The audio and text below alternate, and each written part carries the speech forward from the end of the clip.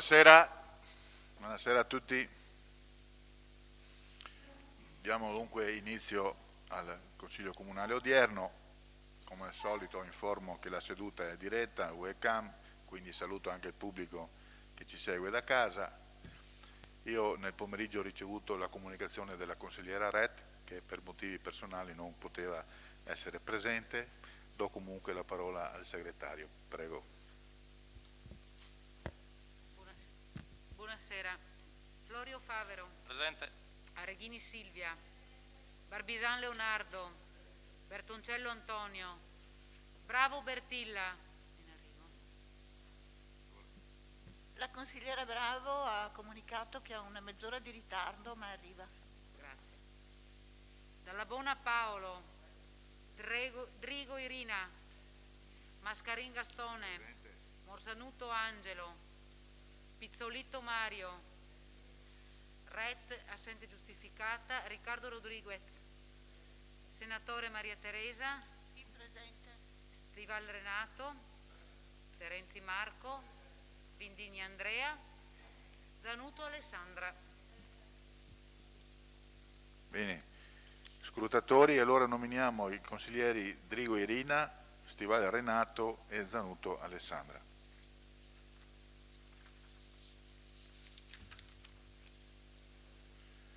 Passiamo al primo punto, comunicazioni. Do la parola al sindaco per delle comunicazioni, prego.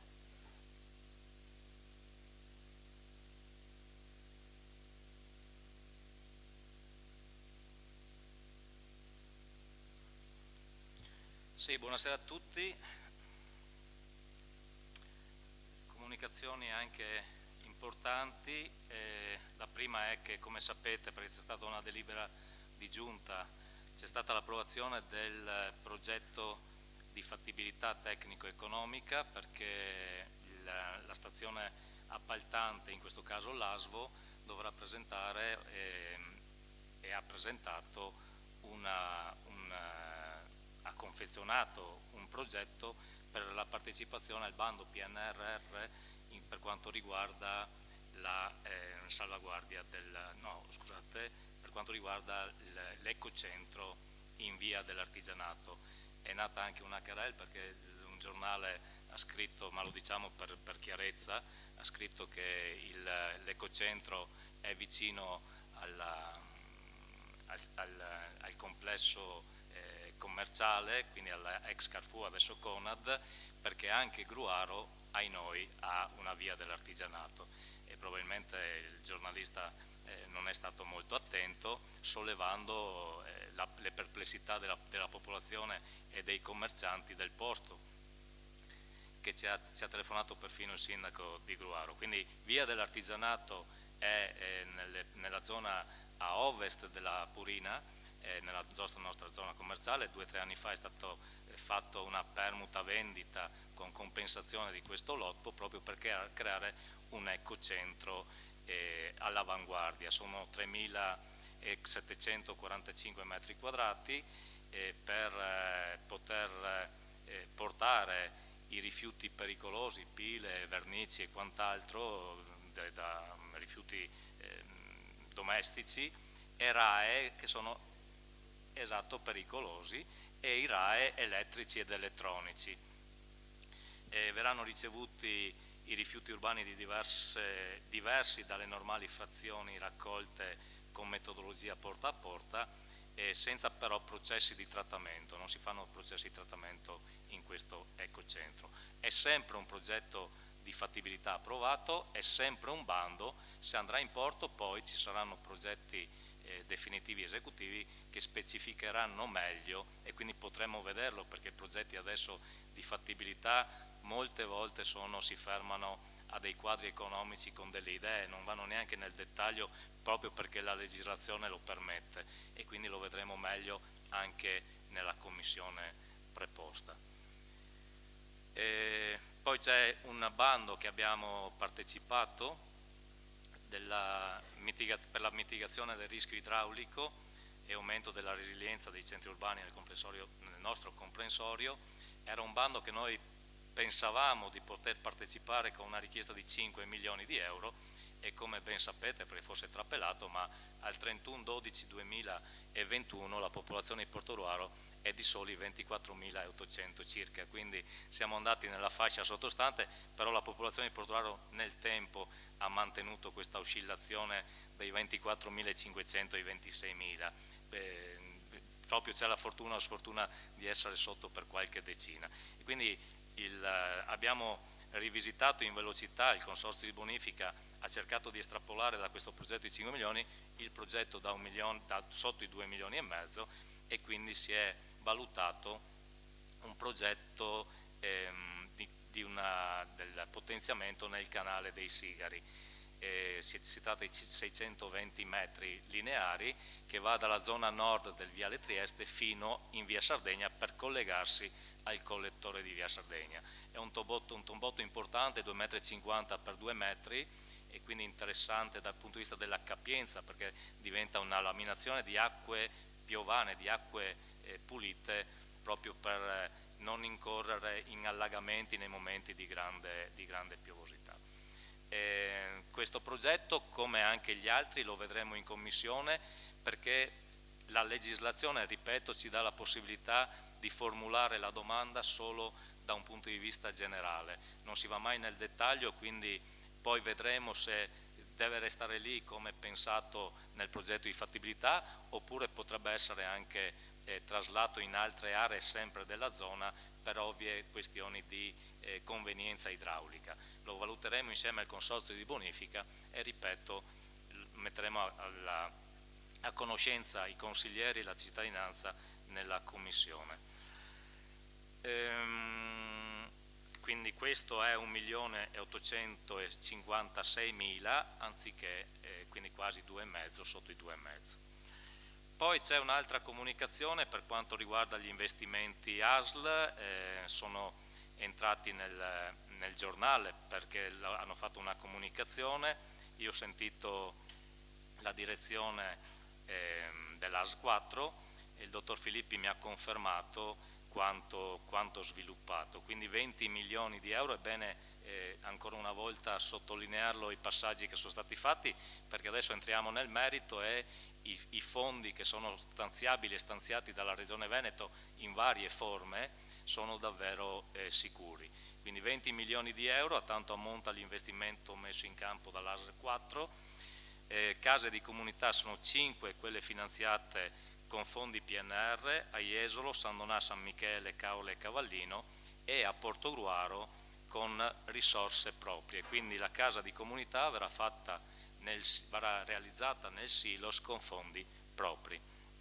L'ospedale di comunità saranno 2, uno a Jesolo e finanziato con fondi PNR e uno alla Francescon di Portogruaro, a cui si aggiungeranno quello dell'IPAB Monumento ai Caduti di San Donà, proprio perché la decisione di fare 2 ospedali di comunità nelle 2 residenze per anziani sono in un progetto generale di spostare tutti e 2 gli hospice all'interno dell'ospedale, e questo ci sarà ovviamente, perché sottolineata anche nella conferenza dei sindaci sanità.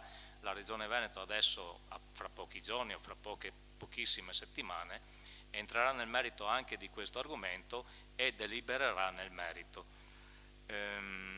Poi c'è l'ampliamento del centro per i disturbi alimentari, quindi scusate, torno indietro un secondo, c'è una bozza di ampliamento, e questo molto ancora come idea, ma stanno correndo tantissimo anche su questo argomento.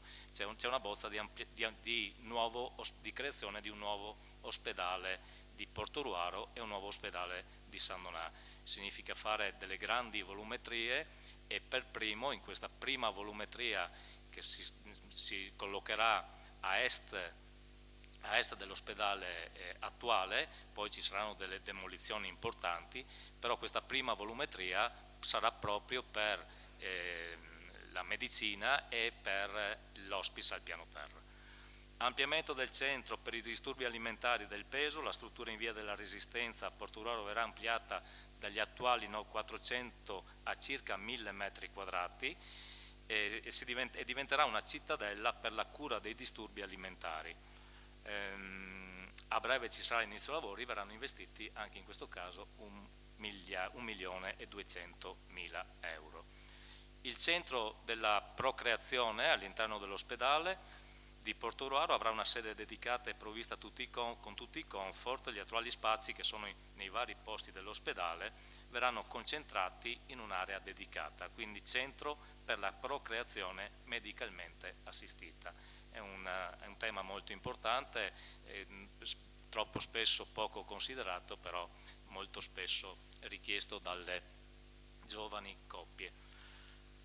Finisco con le due rotonde perché anche queste sono motivo di interesse generale.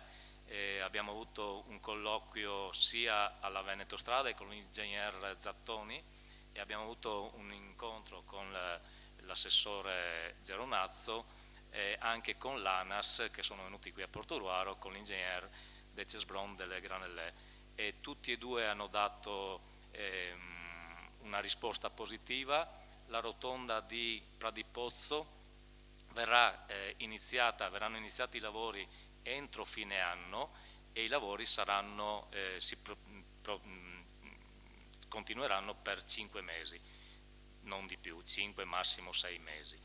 Invece la rotonda di Lison sulla strada sulla statale per San Donà di Piave, lì c'è stato un intoppo burocratico, ma i progetti definitivi esecutivi sono pronti e si comincerà anche in questo caso. I lavori inizieranno entro l'anno, ma probabilmente subito dopo l'estate, e finiranno in massimo 9 mesi.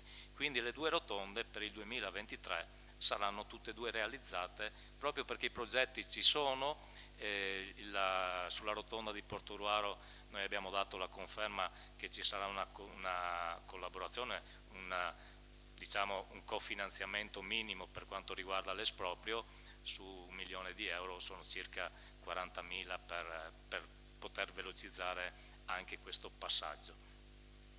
Direi che è tutto e possiamo cominciare il Consiglio Comunale. Grazie. Grazie. Ci sono comunicazioni? Non ci sono comunicazioni, quindi passiamo al secondo punto all'ordine del giorno. Criteri e modalità per l'assegnazione di contributi ai sensi dell'articolo 6,7 bis della legge regionale 22 giugno 93 numero 16. Iniziative per il decentramento amministrativo e per lo sviluppo economico e sociale del Veneto orientale, anno 2022. Approvazione e convenzione per l'attuazione del progetto Servizio di orientamento e consulenza ai comuni per la partecipazione a bandi pubblici, visto in prima commissione il 15 febbraio. Chiedo al Presidente di Commissione per cortesia, grazie. Grazie Presidente, buonasera a tutti. Abbiamo visto in Commissione, è una legge regionale, precisamente la numero 16 del 22 giugno del 93.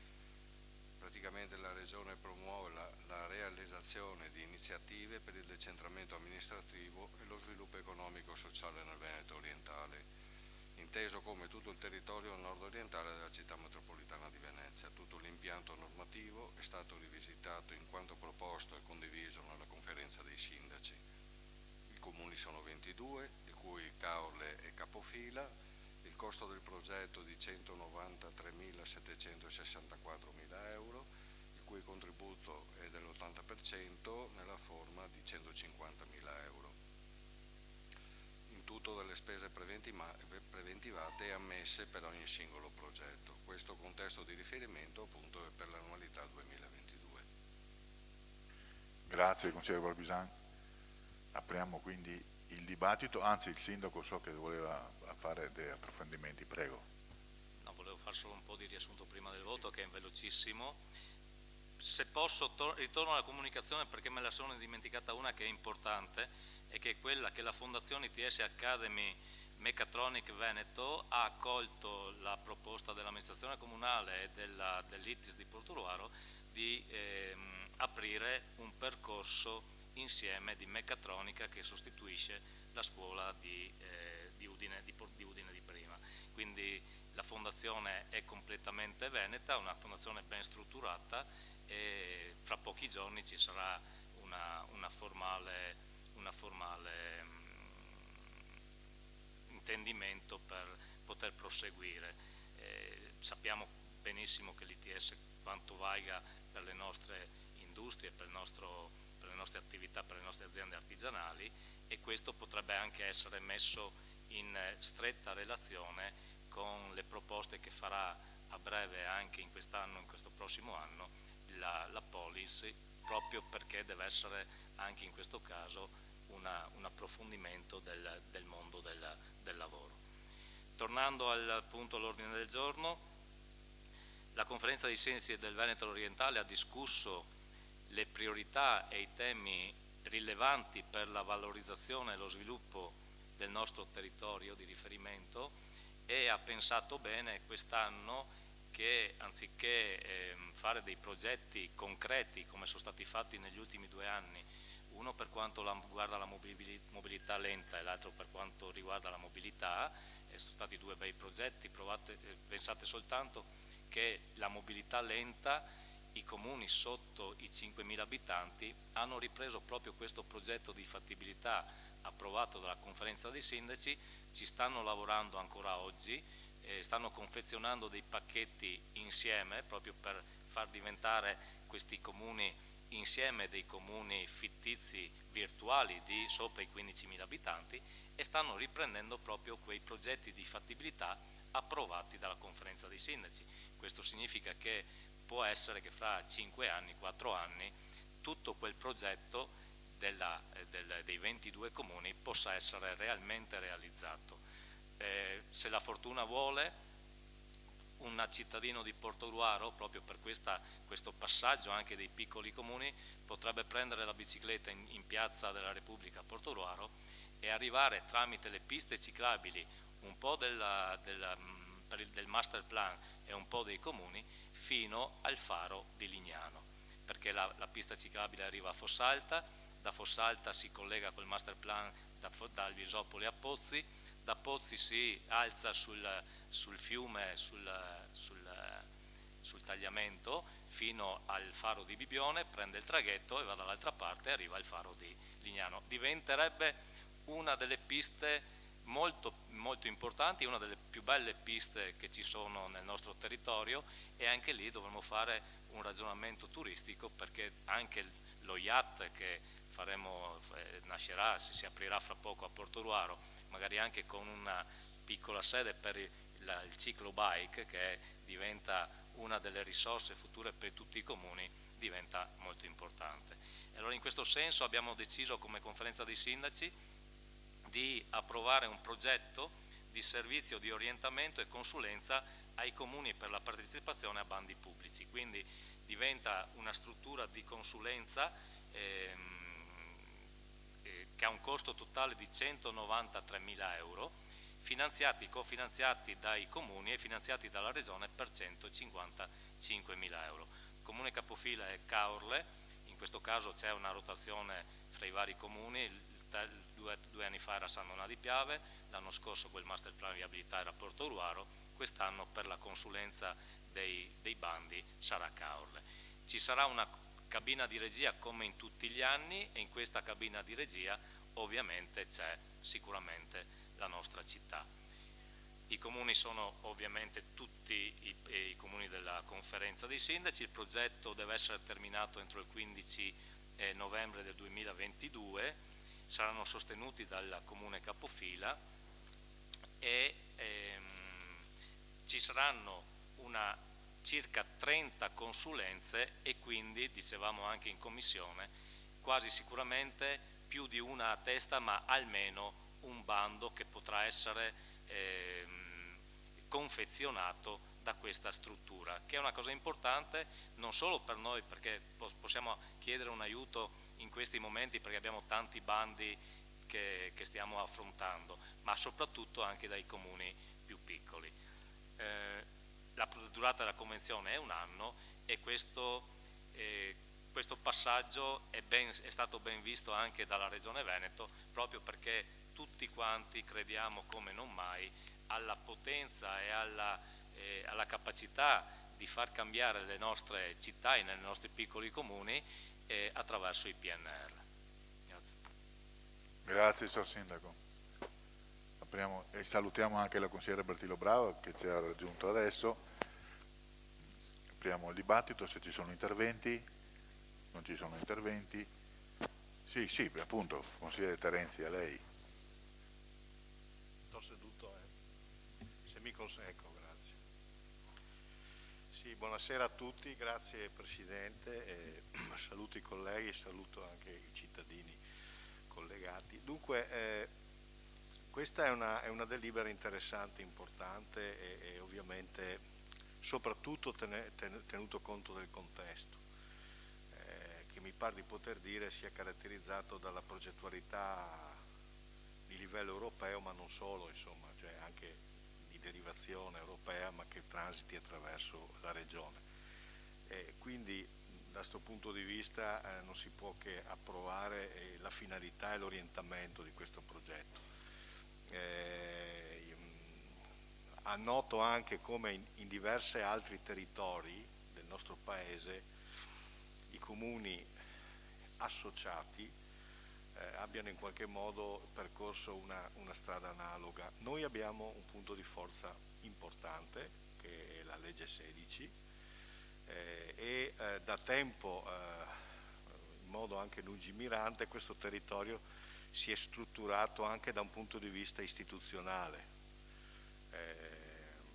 Al di là della provincia, al di là di altri enti di livello superiore, ora c'è la città metropolitana, ma all'interno della città metropolitana il Veneto orientale, la Venezia orientale, ecco, ha una sua forza istituzionale, ha una sua forza socio-economica, ha una rete di servizi. Ecco, è un territorio che si è saputo muovere bene da questo punto di vista, ecco, da questo punto di vista. Per cui, tenuto conto di questi elementi anche di contesto, che però non sono da sottovalutare, ecco, noi diamo un parere favorevole a questa delibera. Grazie, consigliere Terenzi. Sono interventi, consigliere senatore, prego.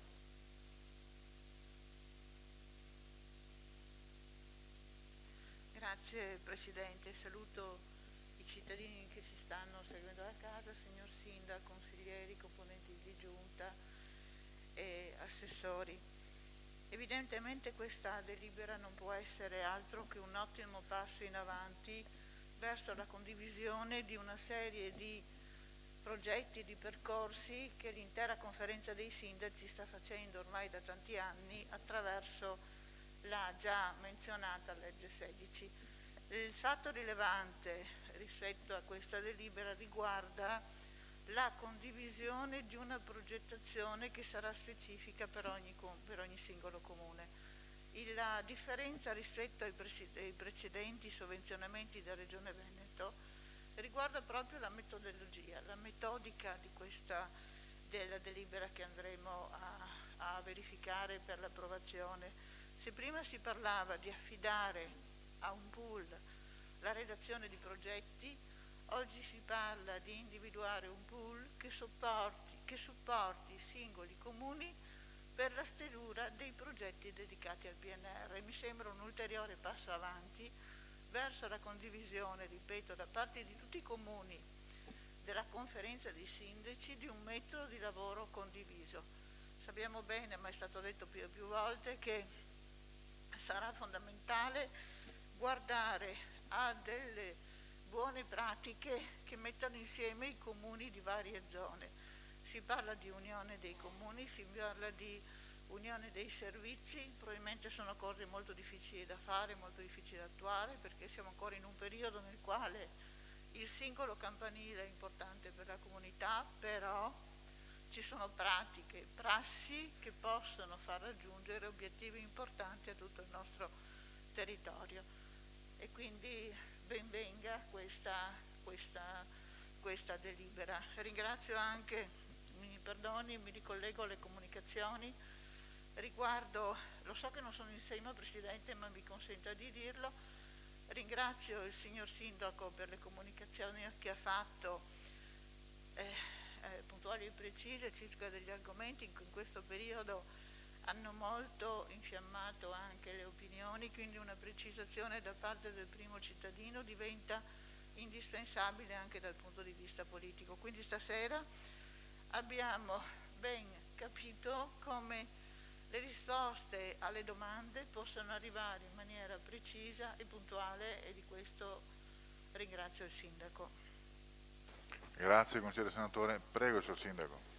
Sì, volevo puntualizzare, non puntualizzando ma chiarendo che la conferenza dei sindaci sta facendo veramente un gran bel lavoro sia dal punto di vista della legge 16 e sia dal punto di vista della sanità, nonostante tutte le difficoltà che conosciamo benissimo. Non ultima è stata il percorso che abbiamo fatto insieme per quanto riguarda la presentazione del bando del patto territoriale, un bando che era faticosissimo dal punto di vista dei tempi perché è nato dopo Natale, poco prima di Natale ci siamo dati delle indicazioni e dopo Natale abbiamo dato il via ai professionisti insieme alla nostra struttura, che qui ringrazio perché non dobbiamo mai sottovalutare che ogni bando sono giorni e giorni di lavoro da parte di tutti. Il patto territoriale, anche questo è un bel percorso, 5 comuni dopo una selezione sono stati scelti, tutti nel campo della cultura. Noi sappiamo benissimo che il turismo nel PNR è un elemento principale per lo Stato italiano, ovviamente non può essere diversamente, ma il turismo si basa ovviamente sulla grande cultura che c'è nel sottofondo nazionale, e di questo si tratta nei 5 progetti che sono stati confezionati insieme. Sono progetti che posso elencarli velocemente: per fosfati, miglioramento sismico per poterlo utilizzare subito dal punto di vista culturale e turistico, poi c'è la sede della città del vino di Pramaggiore che è riconosciuta a livello nazionale, poi c'è la cartellonistica, la toponomastica di tutte le vie romane di Concordia Sagittaria, poi c'è la ristrutturazione della casa del Gastaldo di memoria neviana a Fratta, e anche questo di interesse nazionale, e infine un progetto di ristrutturazione a Fossalta di Piave per anche lì un inserimento della cultura hemingwayana. Sono 5 temi che forse, devo dire la sincera verità, sono molto più importanti degli altri 4 dal punto di vista della cultura del nostro, ma il nostro diventa la cerniera di tutti e 5. La nostra diventa proprio un fatto fondamentale che potrebbe poi assorbire le culture di tutti i 22 comuni all'interno della Perfosfatti. È stato confezionato bene, nonostante le difficoltà il 14 gennaio è stato protocollato con tanto entusiasmo da parte di chi lo ha costruito, perché alla fine ci si sono resi conto e ci siamo resi conto di quanta, vorrei dire quanta roba abbiamo, ma non è corretto, di quanta cultura e di quanta importanza ha la nostra cultura nel nostro territorio. Nomi da capogiro, e spero che a Roma si accorgano di questo pacchetto che dovrebbe avere più lustro di quello che ha. Grazie. Grazie. Se non ci sono altri interventi, consigliere Bertoncello, prego. Velocemente, come si può notare questa sera sullo sviluppo della città e sulle problematiche che si sta cercando di risolvere, si registra sempre l'unanimità. Quindi questo è un fatto, secondo me, che non va sottovalutato, come secondo me non va sottovalutato l'equilibrio che si è trovato all'interno della conferenza di sindaci nell'individuare i progetti e nel definire le modalità il percorso. E io credo che almeno dopo molto tempo dalla mia visuale, da come la vedo io, si sta registrando all'interno della conferenza dei sindaci, forse perché spinti dal PNR, forse perché nessuno si può prendere la responsabilità di perdere risorse, forse perché è un'occasione, mi pare capire che in tutti i luoghi luoghi si cerca di trovare su questo, come per la verità se lo sta trovando in città metropolitana, in regione, a livello governativo lo stesso, insomma si sta cercando di fare squadra per poter portare a casa questo. Mi rimane, come posso dire, un rammarico, se posso dirlo, ma può darsi che possa essere recuperato, è quello di un'attenzione verso la formazione oltre che alla cultura. Nel passato si era tentato di dare nella risposta sia al Belli sia al 25 aprile a tutto era solo una progettualità, e questo lo capisco, però voglio dire, questa potrebbe essere un'occasione per come siamo collocati noi, anche di valutare una possibilità di razionalizzare i plessi scolastici per farle giocare il ruolo che è proprio a una città come Portogruaro, che ha voglio dire, utenza non solo del Veneto ma anche del Friuli.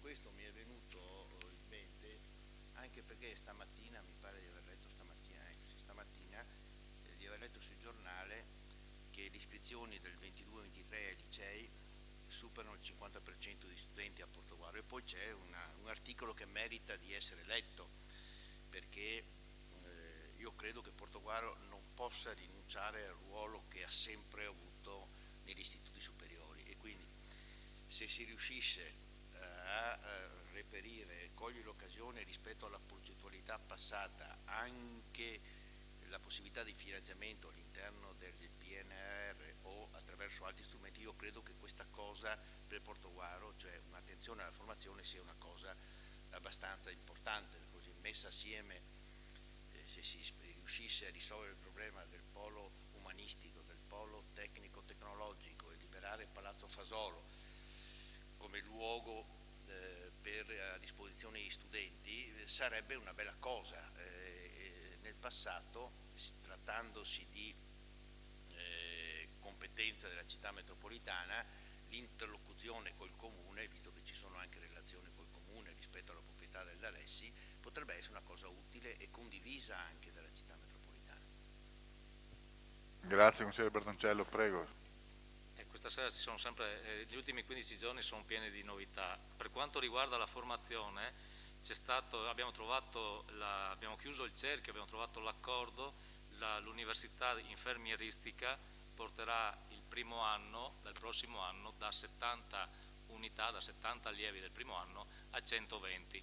Questo è un passaggio molto importante perché consolida l'università della infermieristica a Portogruaro, la consolida per sempre perché 120 lo porta a un numero elevato, e pone il problema dello studentato, degli appartamenti, che sempre di più c'è la necessità, ma lo sentiamo questa esigenza da parte della campus, perché adesso ha la triennale e quindi gli studenti cercano e chiedono appartamenti in affitto, camere in affitto, lo chiederà l'ITS sempre di più, perché magari non si fermeranno a un raggio di 30 km, e lo chiederanno i medici e gli infermieri, soprattutto che arrivano da altre regioni d'Italia e senza appartamento e senza una logistica diversa non riusciremo a dare risposta. Se vogliamo far vivere pienamente l'ospedale, se vogliamo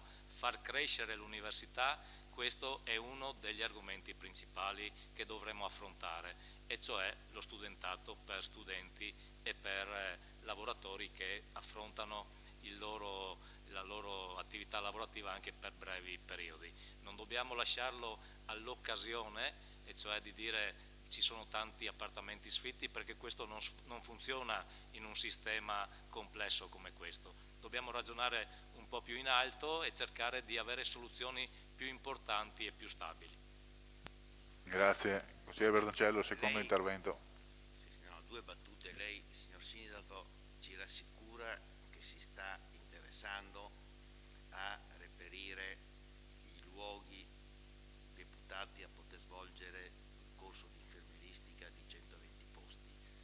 Ne avevamo già parlato, lei sa che c'era, voglio dire, una difficoltà rispetto alla Senza Odi della Fondazione Calasanzio, e c'erano, come l'avevo anticipato, qualche riflessione strana, proprio perché... Ma da questo punto di vista l'accordo si è trovato dopo un bel po' di giorni, proprio perché mancava logisticamente una sala che tenesse queste 100 persone. La campus, la sala ce l'ha, ne ha più di una, ne ha due, e quindi affronteranno questo problema nei primi 2 o 3 anni, fin tanto che a Calasanzio non ci sarà la possibilità di un ampliamento per far fronte a un'infermieristica che ha 120 allievi ogni primo anno. Quindi da questo punto di vista c'è un'organizzazione lungimirante da parte della Calasanzio, da parte di questo settore universitario.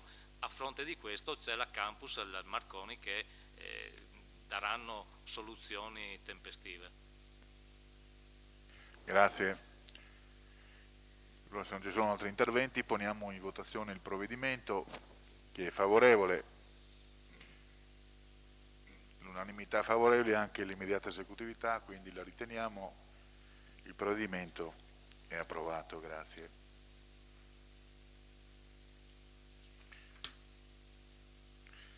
Passiamo ora al terzo punto all'ordine del giorno. Riconoscimento del debito fuori bilancio ai sensi dell'articolo 194 lettera A del decreto legislativo 267 del 2000, derivante dalla sentenza del Tribunale di Pordenone numero 758 del 2021. Contenzioso Gemeaz Elior SPA Comune di Portogruaro, registro 2370-2019, e contestuale finanziamento della spesa attraverso la variazione del bilancio 2022-24 mediante applicazione avanzo di amministrazione accantonato, visto in sesta commissione il 16 febbraio. Il parere dei revisori è giunto lo stesso giorno. Chiedo al Presidente di Commissione, grazie. Grazie Presidente, buonasera a tutti, buonasera a quelli che sono in collegamento. Il punto è arrivato in sesta commissione e riguarda un debito fuori bilancio relativo a una sentenza del Tribunale di Pordenone, dove il Comune viene chiamato a pagare alla ditta Gemeaz una somma di 70.286,92 a titolo di mancati pagamenti buoni pasto da parte di utenti che avrebbero beneficiato del servizio di refezione scolastica e per le quali le parti avevano stipulato un contratto d'appalto oltre a questi 70.286,92 ci sono le spese per i compensi professionali di 8.030 euro e l'IVA al 15%. Il debito fuori bilancio riguarda l'esercizio che va dal triennio che va dal 2014, data della stipulazione dell'appalto, e fino al 2017. Grazie consigliere Stivali.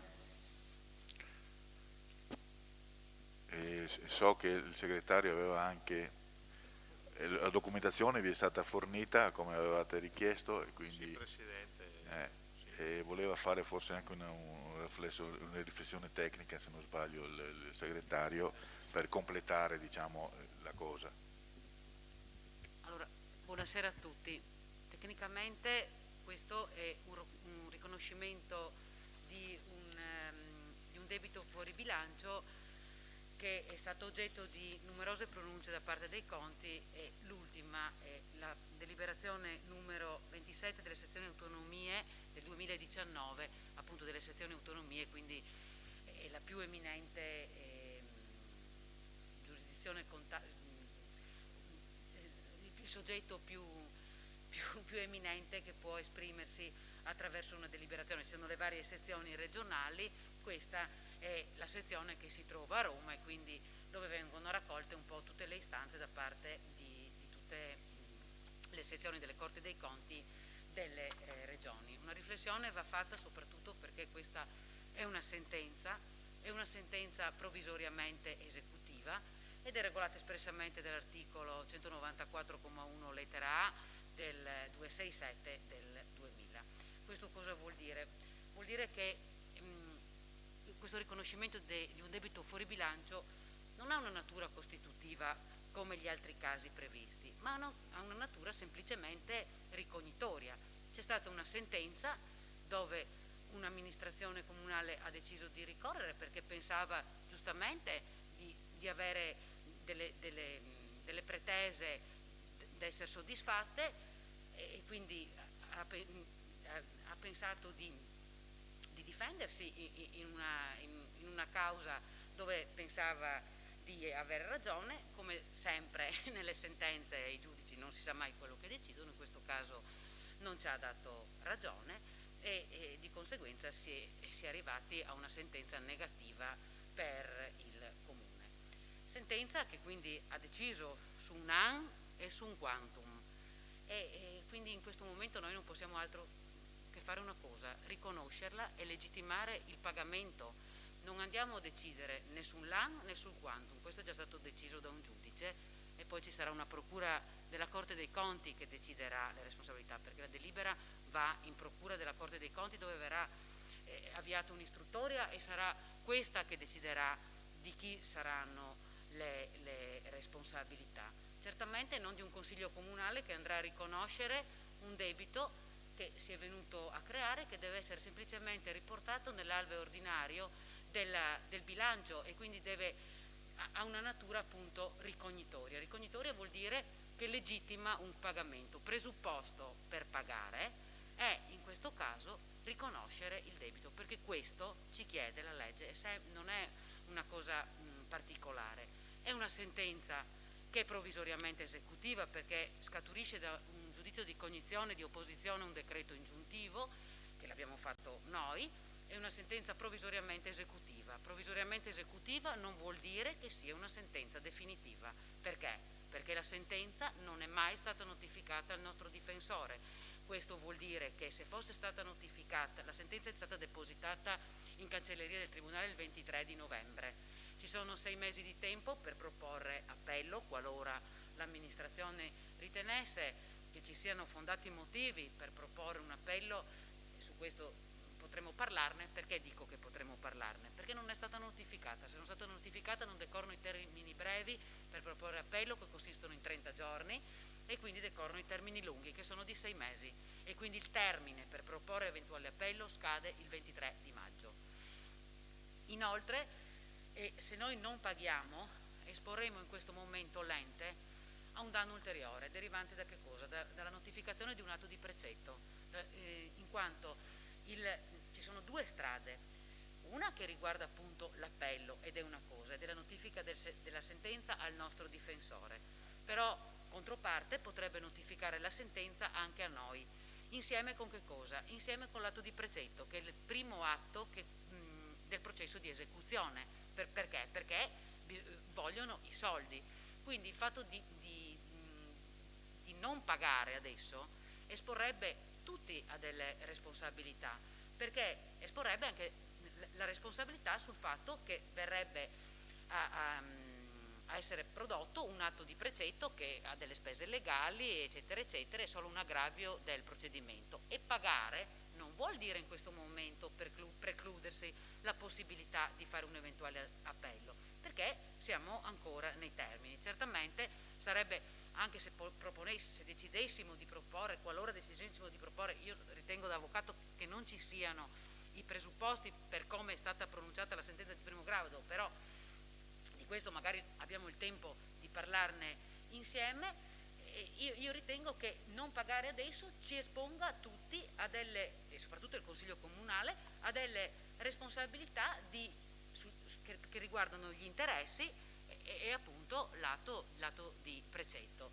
Questa delibera della Corte dei Conti dice che appunto è ancora valida, perché vi ricordo una cosa, la norma è del 267 del 2000 e quindi è stata fatta quando la contabilità non era la contabilità armonizzata che c'è adesso, di conseguenza veramente arrivavano le sentenze da pagare e non c'erano i soldi da nessuna parte, quindi bisognava creare un capitolo del bilancio una volta per poterle pagare. Adesso ci sono i fondi rischi, quindi, e questa è la spiegazione perché questa delibera, e ringrazio i miei dirigenti, sia il dottor Venier che il dottor Datri, perché hanno redatto una delibera veramente a mio avviso chiara e perfetta e che comprende 2 cose, come avete potuto vedere: la variazione di bilancio che permette l'applicazione dell'importo capitolo corretto del bilancio, sostanzialmente perché abbiamo un avanzo accantonato che prima non esisteva e che adesso esiste, che ci permette appunto di fare questa variazione, quindi il debito è finanziato in buona sostanza e ci permette di allocare le risorse nel capitolo corretto in buona sostanza e ci permette quindi di pagare questo importo. È una sentenza che riconosce solamente un debito.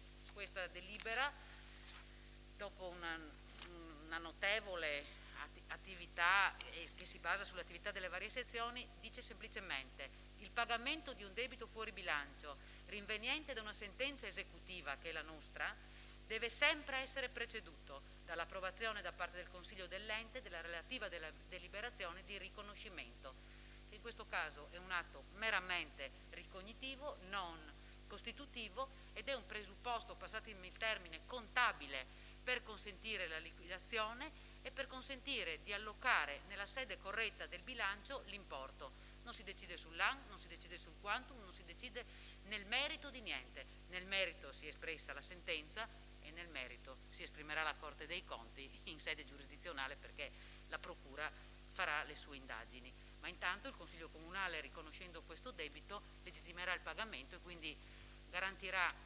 tempestivamente la sicurezza dell'amministrazione a commettere un atto corrente. Quindi io mi sento di fare questo intervento semplicemente per tranquillizzarvi sull'azione che andate a fare stasera. Non è un debito fuori bilancio come previsto negli altri numeri, nelle altre lettere dell'articolo, è un debito della lettera A e quindi ha natura semplicemente ricognitiva e legittimante un pagamento, basta. Quindi è semplice, non è una cosa. Grazie segretario, credo sia stato molto utile come specificazione verso il Consiglio Comunale.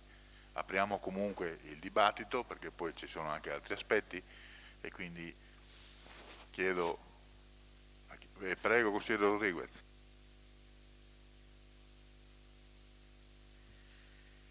Se è vero che le sentenze passate in giudicato debbono essere sempre rispettate, è altrettanto vero che in alcuni casi bisognerebbe saper scegliere percorsi, in questo caso di tipo amministrativo, che possono creare il minor danno possibile dal punto di vista economico all'amministrazione e conseguentemente ai cittadini.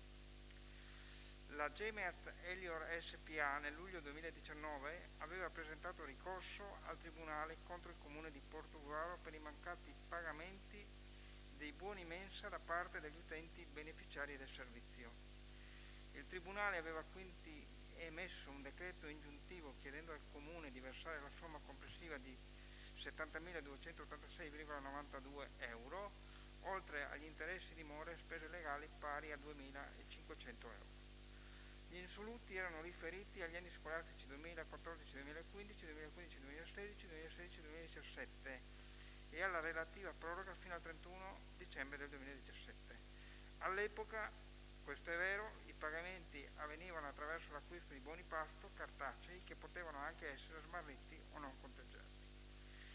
Nel settembre del 2019 la precedente amministrazione aveva deciso di opporsi al decreto ingiuntivo affidandosi all'avvocatura della città metropolitana. Nel novembre del 2021 il Tribunale ha rigettato l'opposizione del 2019 e stasera siamo quindi qui a discutere dell'approvazione di un debito fuori bilancio di ben 90.000 euro. Non è stato saggio affatto, a mio parere, opporsi al decreto ingiuntivo, in quanto era evidente che le possibilità di soccombere in giudizio erano pressoché certe. Qualcuno dice e ha detto che 20.000 euro in realtà sono pochi sommati ai 70.286,92.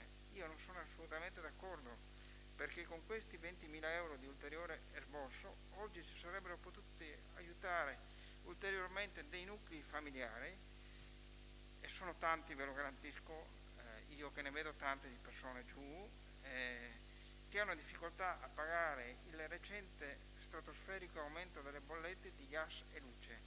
Quindi o si mangia oggi o si pagano le bollette. In tutta questa vicenda, a mio parere, emergono due fattori, oltre al danno economico comunque per l'amministrazione. Il controllo effettivo dei pagamenti, mi viene da dire a voce alta, a chi spettava, e poi c'è la contrapposizione evidente della natura del contratto di appalto. Il vulnus di questa vicenda sta proprio nella natura del contratto di appalto di servizi pubblici e pertanto il comune committente, come evidenziato dalla comunicazione che ci avete inviato dalla segreteria dell'Avvocatura Metropolitana, non poteva rifiutare di corrispondere alla società appaltante il corrispettivo preteso, non essendo la ditta Gemeaz Elior tenuta a rispondere dell'inadempimento dei beneficiari del servizio. Ribadisco quindi infine che tutta la documentazione, come già anticipato dal segretario generale, dovrà essere inviata alla Corte dei Conti, organo e soltanto organo deputato alla verifica di tutte le eventuali responsabilità. È chiaro che, come ho detto in premessa, trattandosi di una sentenza passata in giudicato e siccome tutte le sentenze vanno rispettate, anticipo già che il mio voto sarà favorevole pur con queste considerazioni di merito. Grazie. Grazie consigliere Rodriguez. Altri interventi? Consigliere Bertoncello, prego. No, prima io ovviamente ho programmato un intervento, però mi piacerebbe prima ascoltare, diciamo, la narrazione di come è avvenuto, siamo arrivati a queste conclusioni, perché lì sta il problema. Io concordo, anticipo che concordo pienamente con la relazione che ha fatto la segretaria. Il problema non è tanto il pagamento delle mense, il problema vero è che la procedura adottata dall'amministrazione ha prodotto degli interessi passivi, cioè i famosi 20.000 euro. Il problema sta qua, non tanto sulla necessità di pagare. Chiarito che chi doveva procedere al recupero delle risorse eventuali, possibili recupero di risorse, trattandosi di contratto d'appalto, doveva essere il comune, e questo è anche confermato con il parere legale del comune, quindi dell'avvocatura, su questo non c'è dubbio. Prima di, poi sarà il mio capogruppo eventualmente, sarebbe interessante che il Consiglio venisse informato, visto che il consulente del comune che ha fatto l'ultima dichiarazione è quella che ha interloquito con l'amministrazione prima, perché altrimenti sarebbe molto strano che questo non fosse avvenuto, se qualche legale ha consigliato il comune di Portogruaro a opporsi al decreto ingiuntivo della Gemeaz. Allora, siccome è lo stesso avvocato, mi piacerebbe ascoltare la narrazione di cosa è avvenuto dall'inizio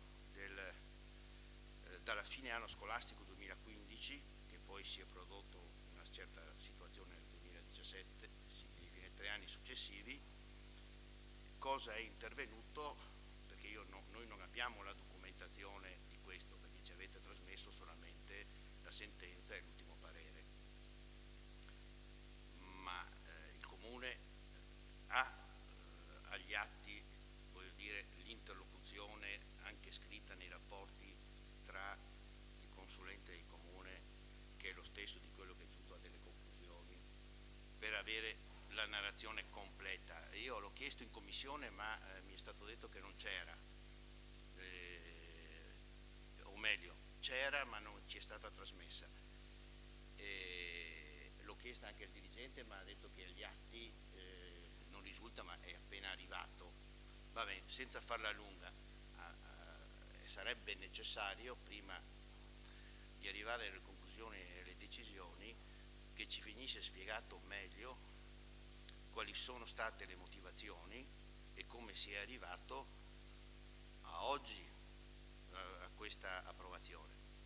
Poi noi faremo le nostre considerazioni. Grazie consigliere Bertoncello.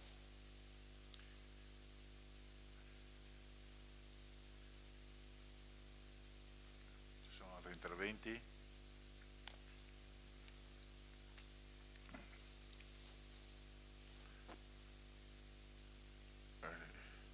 Fatemi sapere.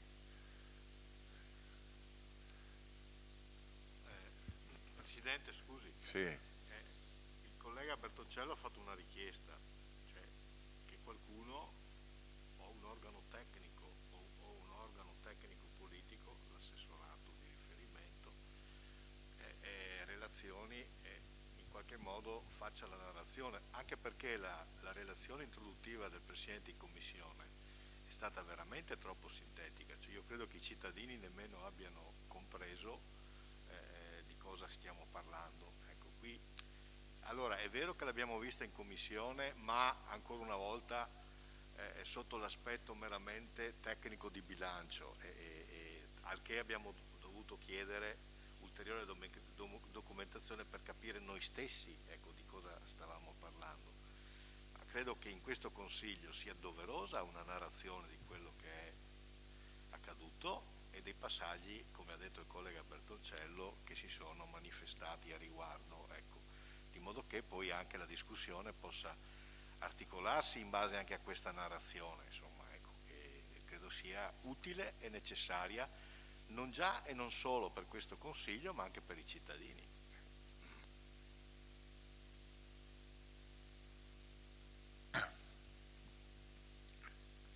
L'assessore ha...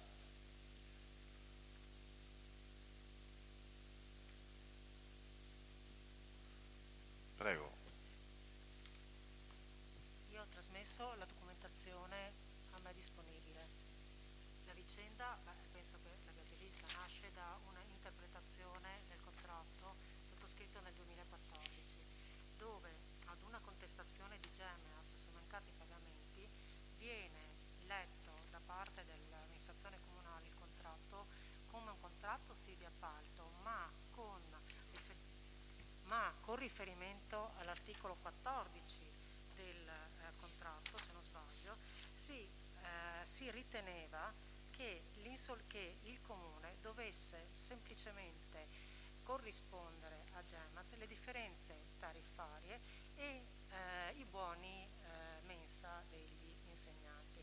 Alla luce di questa interpretazione, quindi, il Comune contesta le richieste di Gemeaz e all'emissione della fattura di Gemeaz degli insoluti relativi al triennio procede contestando ovviamente la fattura. Da quello segue un decreto ingiuntivo di Gemeaz al quale il Comune si oppone. Si oppone leggendo l'articolo 14 del contratto in una maniera che è diversa rispetto all'interpretazione che ne dà il giudice. Il giudice qualifica in maniera chiara il contratto come contratto d'appalto e ritiene pertanto che tutte le somme che derivano dalla somministrazione dei pasti di Gemeaz ricadano sul Comune, indipendentemente dalla lettura dell'articolo 14. A questo punto, quindi, la sentenza che avete in mano, qualificando il contratto d'appalto in tal modo, condanna il Comune al pagamento della sentenza. Dopo io ho altri documenti, non ne ho a disposizione, oltre appunto alla relazione che sono fatto, la relazione, quella breve nota fatta scrivere dall'avvocato. Però li conviene tenersi l'intervento, perché sapete che ci sono gli interventi, quindi io le lascio un intervento da 15 minuti, ma magari le faccia fare la domanda a qualcuno. Lo so, ma voi sostanzialmente chiedereste che una controparte spiegasse il percorso, però non è che io posso obbligare i consiglieri comunali a intervenire, quindi se lo ritengono intervengono, altrimenti o attendono o fanno un ragionamento diverso. Consigliere Vendigni, prego. No, aggiungo alcune riflessioni. proprio per le mancate risposte e la mancata narrazione che chiarisca che cosa è successo nell'arco di questi 3 anni, che ci hanno portato oggi a dover approvare un debito fuori bilancio, che è un atto dovuto da parte dell'amministrazione comunale, però non si riesce a capire perché l'insoluto è maturato nell'arco di 3 anni scolastici. Quello che non si riesce a capire è come mai in questi 3 anni scolastici non si sia posto o non si siano poste soluzioni e azioni per arrivare prima a definire con la GEMEAZ questo contenzioso che era sorto.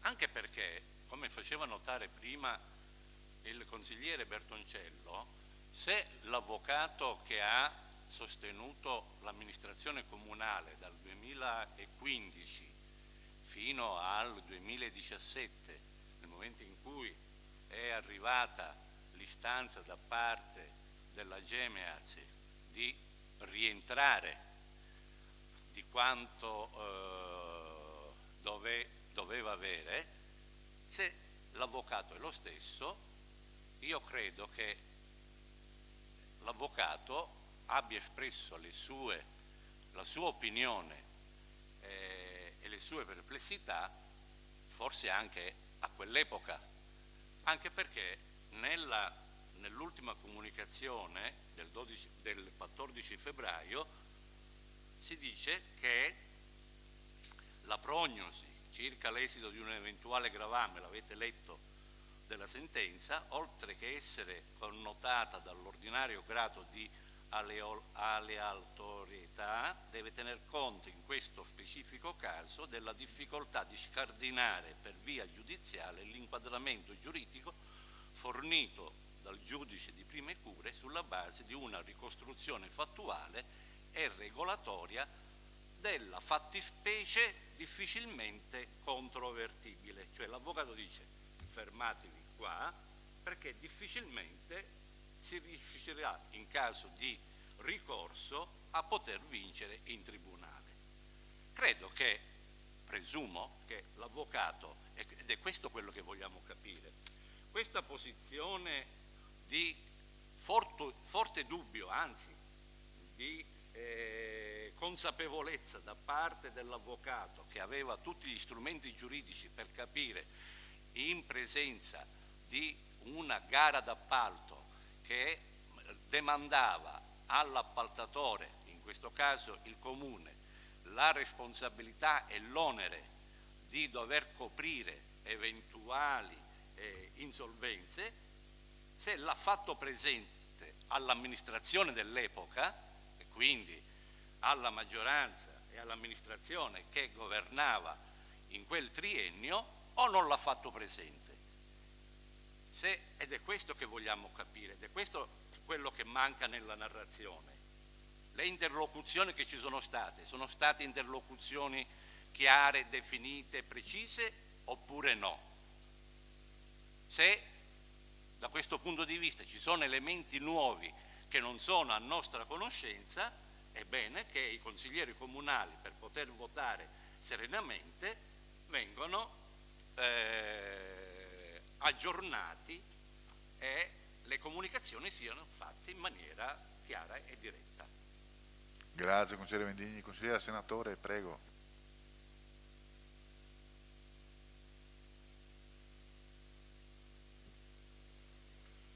Ha ben detto l'assessore Salvador, facendo riferimento all'articolo 14 di quel documento che è stato stilato, se non vado, se non erro, se la memoria non mi inganna, nel settembre 2014. Quel famoso articolo 14 dà una serie di indicazioni. A me pare ovvio e logico che l'avvocato interpellato all'epoca, e ripeto vado a memoria perché non ho i documenti sotto mano, l'avvocato Chiaia, che era l'avvocatura di Città Metropolitana, era anche avvocatura del comune di Portogruaro, abbia dato indicazioni più precise, perché nessuno, mi sembra ovvio, si può permettere di fare azioni senza un supporto preciso. Ricordo bene che rispetto al famoso articolo 14, che probabilmente poteva essere scritto in maniera più precisa, anche Gemeaz avesse una serie di perplessità. E ricordo che gli allora segretari generali, e quindi non la parte politica, abbiano avuto una serie di interlocuzioni con Gemeaz, una serie di incontri, ma magari segretaria e assessore, se voleste prendere contatti sia con la dottoressa Miori, segretario generale dell'epoca, e con il segretario generale, dottor Ferrari, probabilmente riuscireste a dare delle informazioni anche più dettagliate al Consiglio Comunale in fase successiva. Comunque, come è stato ben detto, il famoso articolo 14, secondo indicazione dell'Avvocatura, era tale da dire che responsabilità della riscossione dei buoni pasto, che tra l'altro ricordo, ma sappiamo bene che chi si ricorda bene, erano anche venduti all'epoca nei tabacchini, poi non venivano riscossi, c'era anche un po' di confusione, l'indicazione è arrivata dall'Avvocatura, perché nessuno si pensa mai di fare cose strane per conto suo, anche perché sappiamo bene che poi ognuno risponde di quello che ha fatto. Ragion per cui io penso che ci siano stati doverosi e i dovuti colloqui e incontri con i referenti Gemeaz da parte dei dirigenti dell'epoca e dai segretari generali dell'epoca per arrivare nel caso ad una transazione, anzi ne sono certa del tentativo di transazione. Tutto comunque è nato da quel famoso articolo 14 che all'epoca ha lasciato spazio a numerose interpretazioni. Probabilmente quell'articolo doveva essere scritto in maniera più precisa e puntuale. Si intende che nessuno ha mai immaginato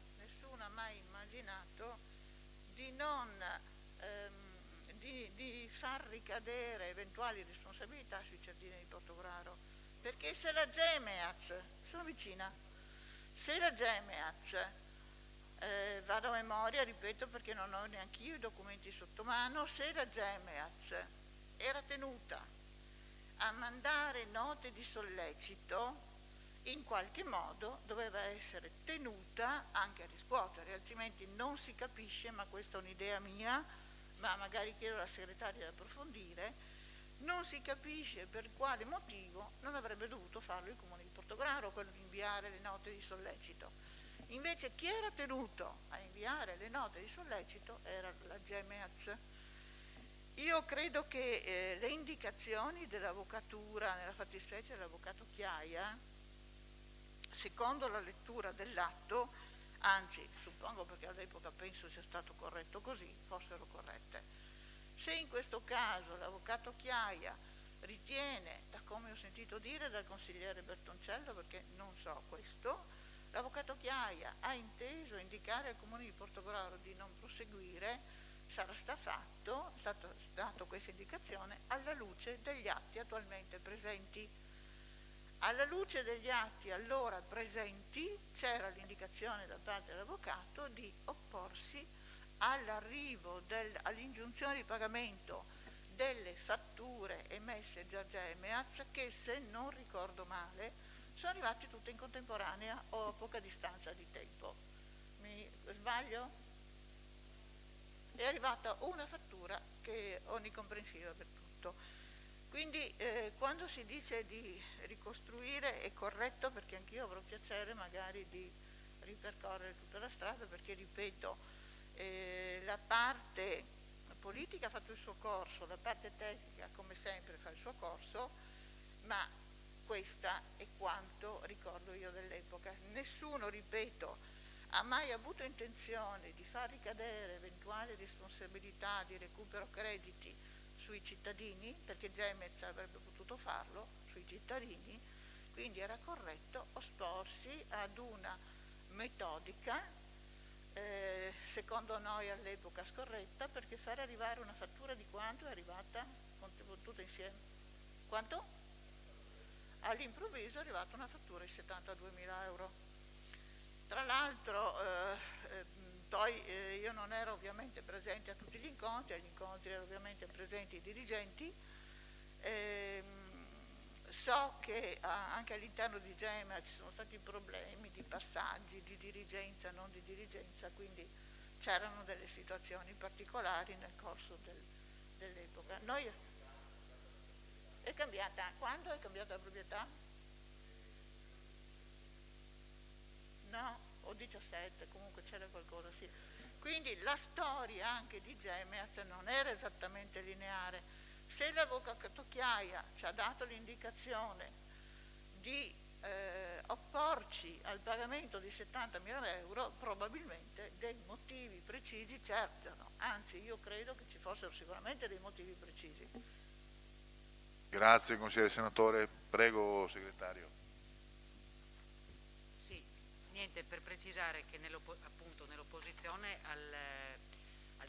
nell'atto di citazione in opposizione al decreto ingiuntivo, e quindi nell'atto che il Comune utilizza per difendersi contro il decreto ingiuntivo presentato dalla ditta, perché evidentemente la ditta fa la fattura da 72.000 euro, il Comune, adducendo sempre le motivazioni di cui ha appena riferito il consigliere senatore, dice no, io non devo pagare sulla base di questo articolo 14, il Comune fa appunto l'opposizione al decreto ingiuntivo attraverso l'avvocato Chiaia, e nell'opposizione al decreto ingiuntivo fatto dall'avvocato Chiaia ci sono quelle note che ha appena citato il consigliere senatore relative alle comunicazioni di morosità. Faccio un esempio del segretario di allora del 5 dicembre 2017, c'è una comunicazione appunto di morosità relativa all'articolo 14 del capitolato fatto dalla dottoressa che allora era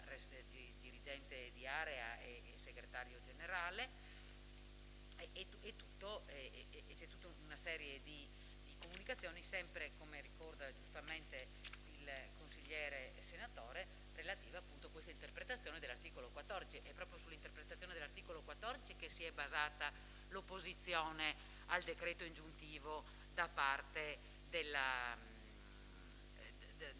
da parte nostra. Insomma, io verifico proprio questa mala interpretazione dell'articolo 14.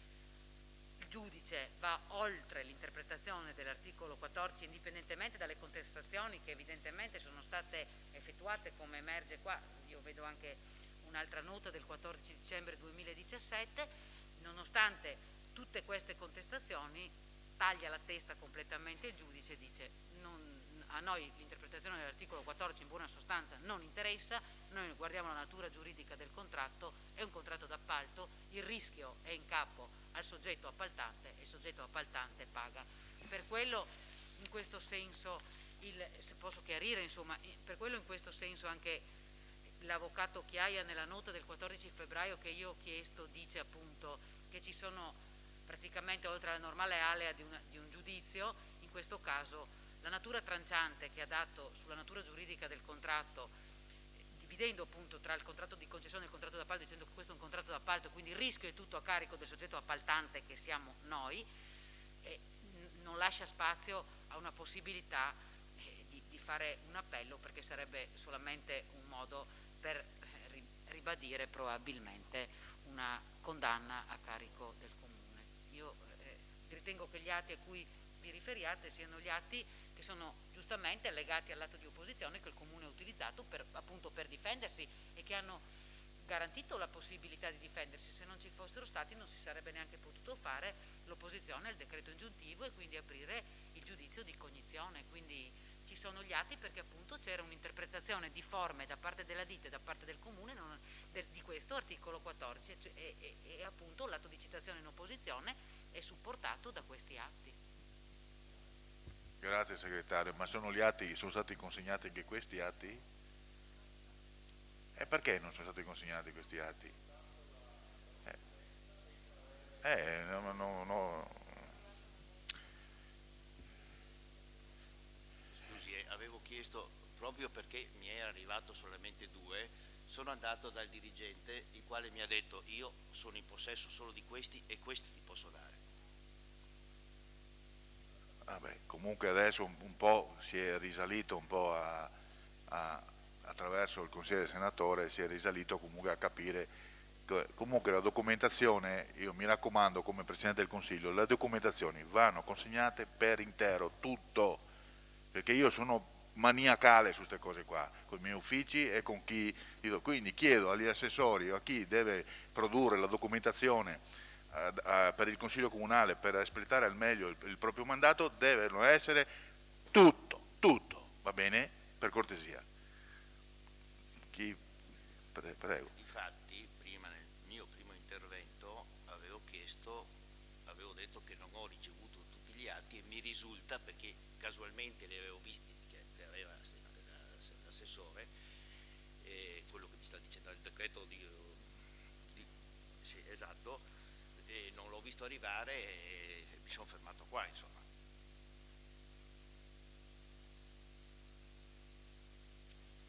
Dico 2 cose. Io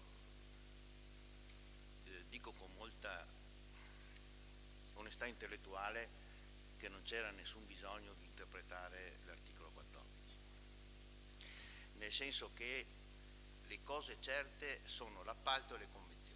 L'appalto ha degli obblighi, la convenzione ne ha un'altra. L'appalto, chi deve recuperare le risorse è il comune, nella convenzione è la ditta che riceve il appalto. Fatto sta che è stato cambiato nel 2017 l'appalto con la convenzione, proprio per evitare questa situazione. Quindi non c'era nessuna necessità di interpretazione, non serve i giudici a dire questo, è lineare.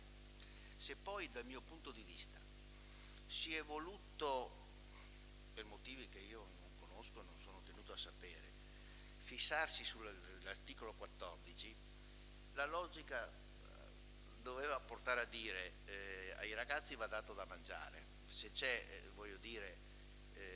delle difficoltà di vedere chi le deve pagare, non è altro. Se fosse stato chiaro questo, il comune, per evitare anche il debito fuori bilancio, avrebbe dovuto fare un sollecito alle famiglie, perché nel caso in cui, dal mio punto di vista, ma non credo sia solo il mio, se il comune, non dopo 3 anni, ma dopo il primo anno scolastico, avesse chiesto la verifica degli buoni mensa non pagati e avesse sollecitato le famiglie e gli utenti, oggi non ci troveremo a un debito fuori bilancio, nel senso che il comune ha tentato di recuperare i soldi e dopodiché li paga, nel senso che li pagava una volta fatto questo. Mi fa strano, perché io credo che la documentazione ce l'abbia tutti, noi ce ne manca qualcuna, ma chi ha governato sta roba la conosce tutta. Allora io credo che qui non ci sia da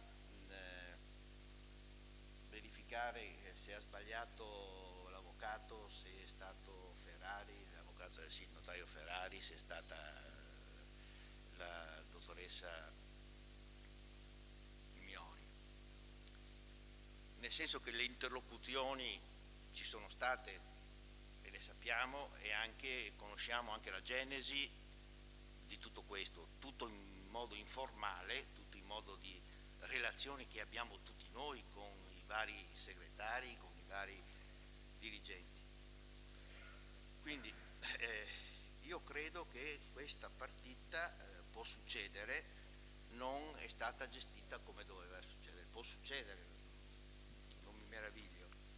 Però se fosse stato un anno, finito un anno scolastico, si trova e registra un caso dell'anno successivo rispetto al caso precedente, si cerca di mediare, ma dopo 3 anni, ma non si può venire a dire che la GEMEAS manda una fattura di 75 1000 euro all'ultimo momento, perché anche la GEMEAZ sperava, voglio dire, di trovare nell'interlocuzione una mediazione, se no, se fosse stato preciso subito, avrebbe mandato la fattura il primo anno, il secondo anno, il terzo anno. Quindi questa è la riprova che c'è stata anche interlocuzione. A prescindere da questo, e per chiarezza, noi non poi lo dirà il mio capogruppo, noi non votiamo, voglio dire, in modo negativo a questa deliberazione sul fatto che il Comune deve pagare i buoni mensa. Non è libero, lo deve pagare, mi pare naturale e logico. Il problema è che ci sono gli interessi passivi dentro, sono i famosi 20.000 euro. Quindi volevo precisare rispetto a quello che diceva la segretaria sulla responsabilità del Consiglio rispetto all'accettare o non accettare un debito fuori bilancio, che la nostra posizione non è tanto sul pagamento del debito in sé. Noi votiamo contro solamente per, diciamo, danno erariale, per quello che ha comportato tutta questa procedura e ha comportato il fatto che siamo arrivati alla terza annualità. E vorrei che su questo fosse chiaro, nel senso che il nostro voto contrario non è sul ritardato pagamento o perché il pagamento non era previsto a bilancio sui buoni mensa, ma su quello che ha prodotto questo. Grazie consigliere Bertoncello. Ci sono consigliere Terenzi, o consigliere Vindigni o Terenzi? Una cosa, no, velocissima. Sì, il suo secondo intervento. Sì, no, è una cosa molto, molto veloce, perché da quello che si legge nella sentenza si dice che la GEMEAZ non è vero che non relazionava e non faceva il punto della situazione in maniera puntuale all'amministrazione. Infatti nella sentenza c'è scritto sul punto occorre osservare che nel corso della trattazione del procedimento l'appaltatrice, cioè la ditta GEMEAZ, opposta, ha documentato e fa riferimento ai documenti di avere rendicontato in costanza di rapporto l'attività di recupero delle tariffe nei confronti degli insolventi e l'esito della stessa. Per cui l'amministrazione comunale sapeva bene quello che aveva fatto la ditta GEMEAZ, non che non lo sapesse o che le comunicazioni non ci fossero state in maniera regolare, perché se lo stesso giudice dice la documentazione è agli atti ed è stata messa nella sentenza, evidentemente c'è qualcosa che non ha funzionato da qualche altra parte. Grazie. Grazie consigliere Mendigni. Consigliere Terenzi, prego. Grazie Presidente. Intervengo per portare il contributo alla discussione, per esprimere in dichiarazione di voto il nostro orientamento. Innanzitutto è una vicenda questa che riguarda un servizio particolarmente rilevante, abbiamo avuto modo di sottolinearlo, il servizio di refezione scolastica e la fornitura dei pasti per gli anziani, naturalmente normato da accordi e da convenzioni poi debitamente correlate. C'è questa vicenda che in qualche misura interviene a condannare il Comune di Portogruaro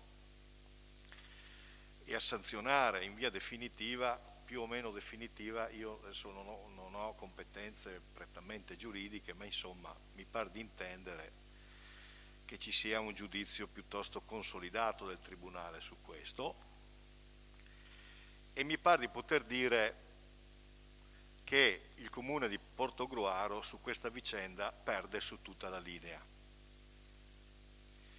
E perde su tutta la linea perché dalla sentenza emerge in modo chiaro, ma emerge anche in modo chiaro dal parere dell'avvocato che ci è stato sostanzialmente che ci è stato trasmesso, che si è inteso intentare una causa mancandone oggettivamente i presupposti. imposti, perché il dato di fatto è esattamente questo. E anch'io penso, come il collega Bertoncello, che non ci fosse stata una grande necessità di interpretare l'articolo 14 dell'accordo e della convenzione, perché qui si tratta di un appalto, di un contratto di appalto, non di un contratto di concessione di servizio di pubblica utilità. E beh, qui il ragionamento è assolutamente divaricato rispetto agli obblighi, rispetto ai doveri dei soggetti contraenti. E questo credo che giuridicamente fosse stato molto chiaro, fin da subito.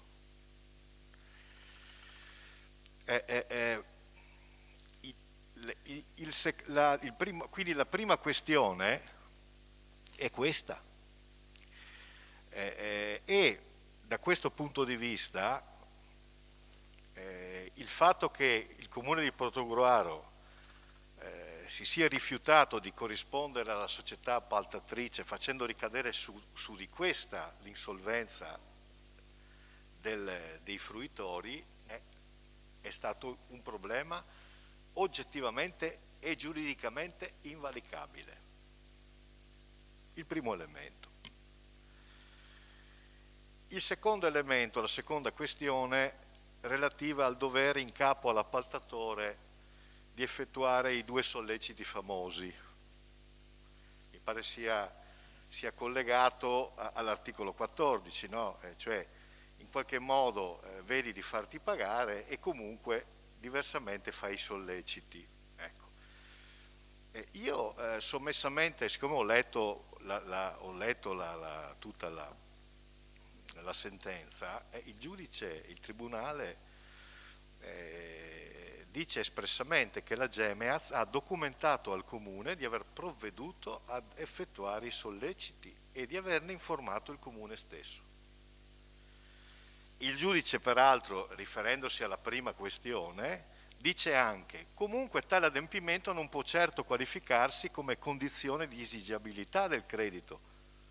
È come a dire: ma guardate che stiamo parlando di un contratto di appalto, quindi spettano loro questi importi. Fra l'altro è evidente che il potere da parte di Gemeaz nei confronti dei fruitori era in sé limitato, perché è limitato in radice il diritto di agire dell'appaltatore rispetto al fruitore del servizio insolvente, non essendo tenuto a rispondere dell'inadempimento dei beneficiari del servizio, mentre per contro, perché trattasi di un contratto di appalto, è il Comune che è obbligato a versare l'intero corrispettivo, avendo successivamente poi il titolo per rivalersi nei confronti dei soggetti utenti fruitori insolventi, naturalmente caso per caso. Era il Comune infatti committente dell'appalto, che in ultima istanza avrebbe dovuto intervenire trattandosi appunto di un contratto di appalto e non di una concessione di servizio di pubblica utilità, corrispondendo quanto dovuto all'appaltatore e successivamente, come ho già detto, rivalendosi sui soggetti inadempienti, ancora una volta valutando caso per caso. Infine, dalla lettura attenta e dettagliata della sentenza, si desume che mentre l'appaltatrice ha documentato, ha rendicontato e ha fatturato quanto dovuto dal Comune di Portogruaro, di conseguenza al netto di quanto introitato, il Comune non ha specificatamente contestato il quantum. Il quantum non è mai stato contestato dal Comune di Portogruaro. Il Comune di Portogruaro ha contestato l'esistenza del credito, naturalmente su una base giuridica, come abbiamo detto, infondata. E quindi il Comune di per sé ha detto: guardate, di questa cosa proprio non se ne parla, perché a tempo debito il Comune avrebbe dovuto contestare la rendicontazione e avrebbe dovuto contestare l'infondatezza di quanto invece la Gemeaz ha espresso proprio al Comune di Portogruaro. Ecco, quindi non leggo nemmeno quanto ha già letto il collega Vindigni, perché è un'inutile perdita di di tempo, perché la cosa è già stata detta. Allora noi oggettivamente non capiamo il perché si sia voluto insistentemente e pervicacemente intraprendere questa strada, che oggettivamente ha generato una spesa suppletiva e dal nostro punto di vista del tutto evitabile di circa 20.000 euro, giù per su.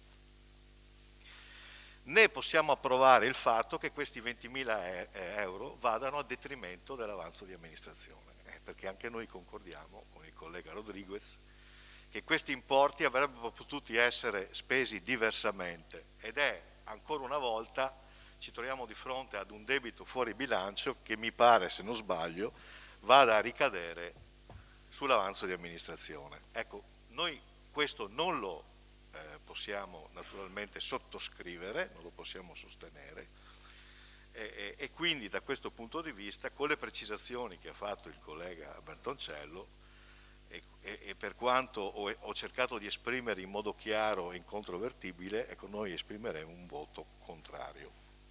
Grazie consigliere Terenzi. Consigliere Monsanuto, prego.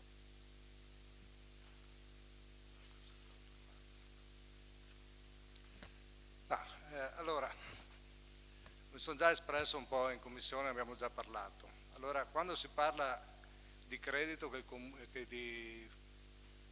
Comune Portogruaro può dire documentami un credito, allora io ripeto, per mangiare ci volevano i buoni,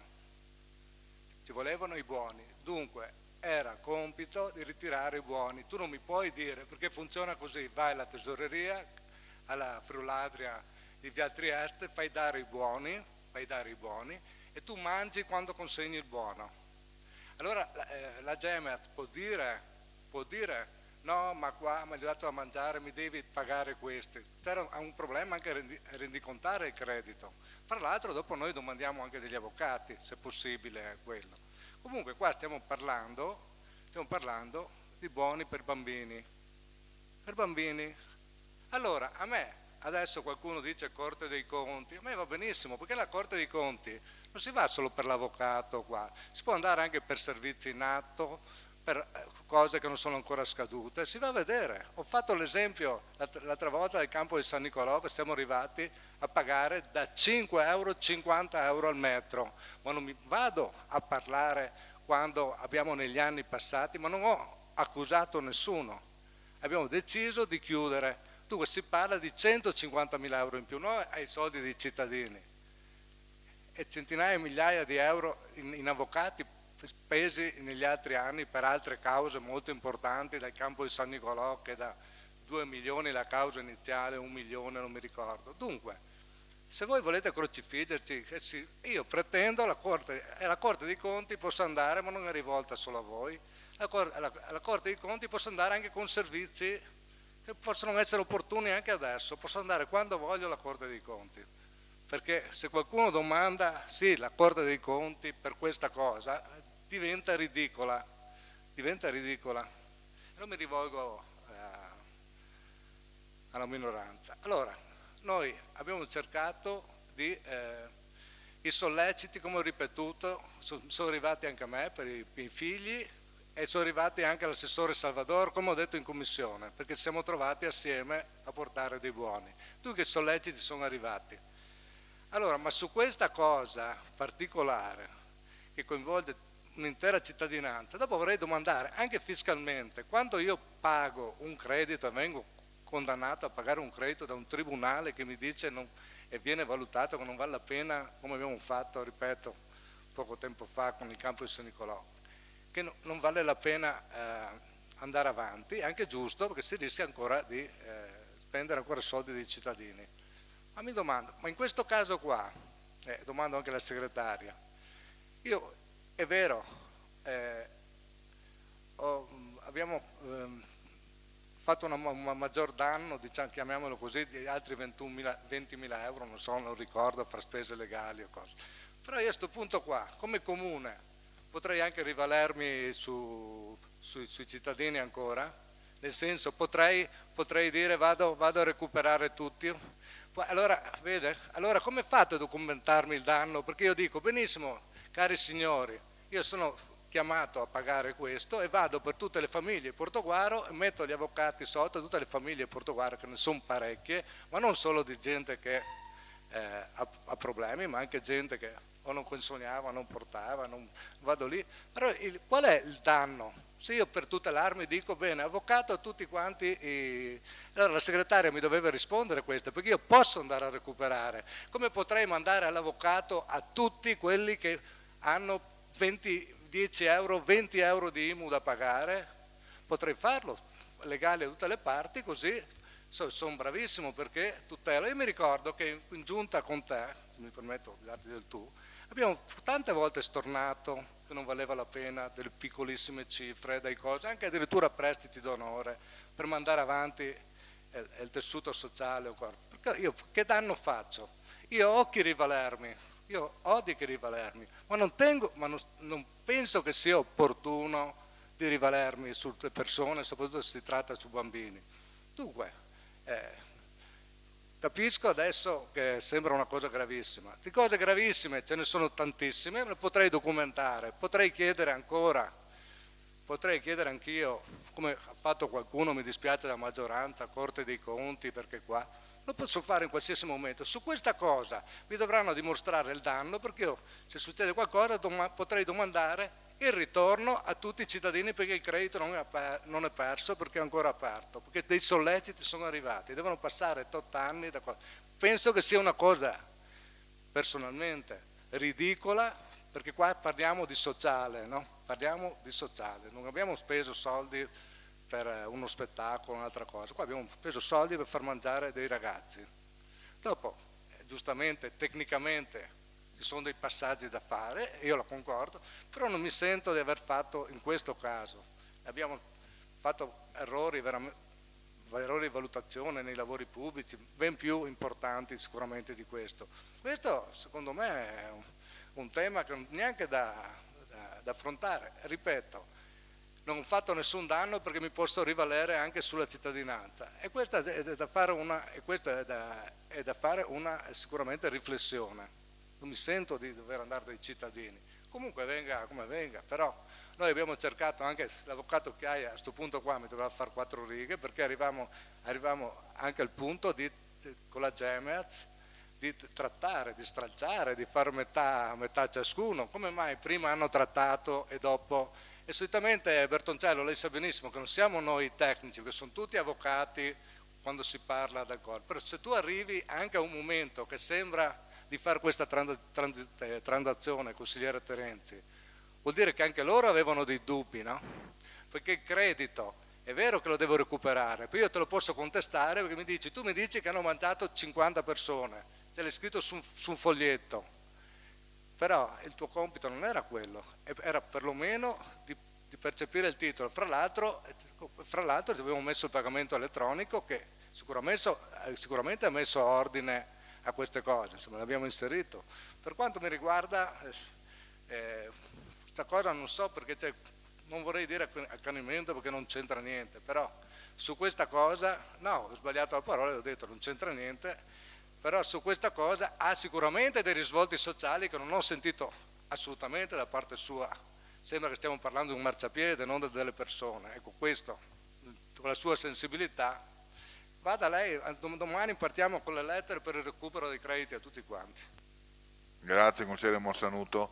Consigliere Adrigo, prego. Grazie Presidente, buonasera a tutti. Ha detto bene il consigliere Monsanuto, ne abbiamo già parlato in commissione. Nessuno qui mette in discussione il fatto che bisognasse dare i pasti ai bambini che non avevano il buono pasto. Peraltro, se non erro, nella sentenza viene anche riportato un passaggio dell'accordo tra le due amministrazioni, i due comuni e la Gemeaz, proprio sul fatto che fosse capitato che un bambino si presentava a scuola senza il buono, comunque la Gemeaz era tenuta a dare il pasto. E poi appunto in sede di conguaglio, tra virgolette, chiedere alle famiglie di versare i soldi che non erano stati corrisposti attraverso il ticket. Non è questione di accanimento, è semplicemente no, ma è giusto per chiarire, probabilmente anche il mio capogruppo poi riprenderà questo passaggio, è semplicemente per cercare di capire cosa non ha funzionato, perché di fatto anche per chi non è diciamo così esperto né di legge né di scrittura di appalti, di accordi eccetera, si capisce da ciò che dice il giudice che insomma era abbastanza chiaro il risultato di questo percorso legale che è stato fatto, no? A me durante la discussione adesso veniva in mente anche un'altra cosa. Sarebbe interessante capire se questa situazione si è creata solo nel comune di Portogruaro o se negli stessi anni, nello stesso periodo, la stessa situazione si è creata anche nel comune di Concordia, e sarebbe bello capire anche come loro si sono comportati, no? Se hanno scelto di pagare direttamente, perché il concetto è quello che ha espresso il consigliere Morsanuto. Scusami, non ti ho interrotto perché avrei potuto farlo. E non sono stata assessore alla cultura, per cui vabbè. Comunque, detto questo, siccome il principio è proprio quello di andare incontro alle famiglie che hanno delle difficoltà, se quei soldi dovevano essere tirati fuori, fatto salvo che si cerca di capire fino in fondo se tra quelli c'erano anche dei furbetti, cosa che può capitare, per carità, ma si fa un'istruttoria, si cerca di capire qual è la situazione, dopo che la Gemeaz ha fatto i solleciti che era obbligata a fare per contratto, dopodiché i soldi si tirano fuori, c'è poco da fare. Se la famiglia non ha i danari, come dite voi, per poter pagare i ticket, ad un certo punto ci si arrende, si fa sociale e si pagano i pasti che devono essere pagati per le famiglie che hanno bisogno di questo tipo di sostegno. Un attimo, Presidente, posso per fatto personale? Grazie consigliere Rodrigo, per fatto personale, sì. Certo, allora, 3 minuti. Allora, ma cioè vedete, si dibatte in consiglio in maniera generica a volte da parte di qualcuno, butta lì l'amo e poi non si ha la possibilità di discuterlo.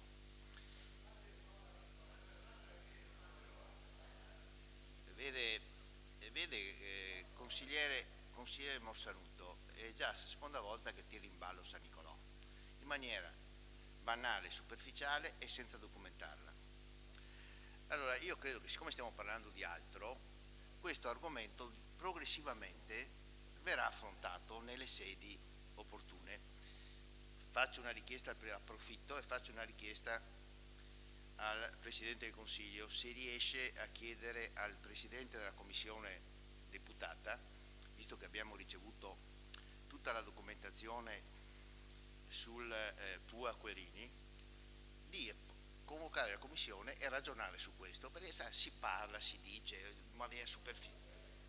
Ebbene, quindi su questa questione io ritengo che sia doveroso, se lo ritiene il Presidente, non in Consiglio, ma in Commissione, visto che è aperta al pubblico, di fare il punto della situazione. Così pure quella di San Nicolò. Vede? Perché una cosa è che un giudice dica il valore dell'esproprio è perfetto ed è esatto, e poi dica che il terreno residuo ha perso di valore perché è stato espropriato solo un'area, che tra l'altro è scritto che se il comune avesse acquisito anche l'altra area veniva a recuperare la somma che ha pagato in più. Però quello che contesto è le boutade senza la possibilità di affrontare l'argomento. Vede, consigliere Morsanuto, noi abbiamo detto che noi votiamo contro, non vogliamo né ho detto che può succedere, capita a tutti. Abbiamo detto che se non ci fosse il danno erariale, noi avremmo votato questa delibera sul fatto che il Comune paga le mense. Quindi tutta questa ricostruzione del recupero, non recupero, famiglie, non famiglie, sociale, non sociale. Noi abbiamo dichiarato che avremmo approvato questa delibera se non ci fosse, se fosse puramente il pagamento di buoni. L'ho dichiarato prima del suo intervento, quindi nessun dubbio. Non possiamo votarla perché non siamo in grado noi di valutarla, non siamo noi che governiamo. Non possiamo votarla perché dentro a questo pagamento ci sono anche degli interessi passivi. Sarà, come ha detto la segretaria, la Corte dei Conti che valuterà, punto e basta, senza drammatizzare. Non c'è niente da drammatizzare, non c'è niente da, come posso dire, non c'è nessun accanimento, c'è solamente. Dai, lascia chiudere. Non c'è niente, no, guarda, è una discussione. Chiudere però, è una sì. discussione, finisco, è una discussione serena, voglio dire, su un debito fuori bilancio, dove noi esprimiamo le nostre valutazioni, voi esprimete le vostre. Abbiamo chiesto una narrazione completa, come ci è stata fatta, punto, chiuso, non c'è niente da... Ok, tra l'altro mi preme sottolineare, se potete spegnere, mi preme sottolineare che io colgo l'istanza, per carità, col Presidente di Commissione, però voi sapete che in 6 chiedete tutte le commissioni che volete, basta... No, certo, ma basta 2 righe in cui avete la facoltà di chiedere. No, ma io volentieri, non ho problemi a cogliere le istanze, ci mancherebbe altro. Consigliere Marsanuto, secondo intervento, prego, 5 minuti.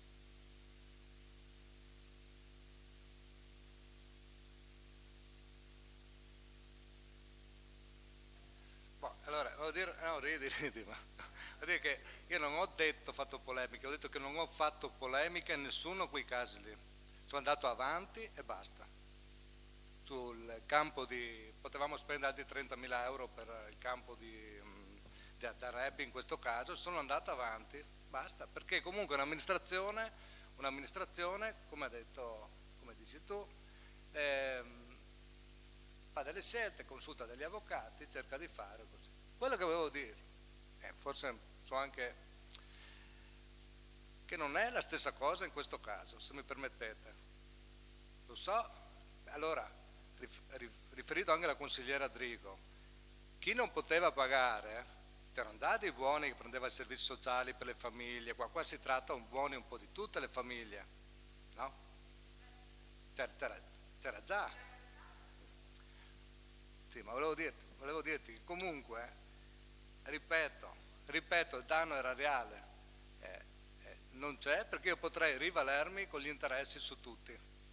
Basta, qualsiasi avvocato non mi può impedire di fare questa cosa.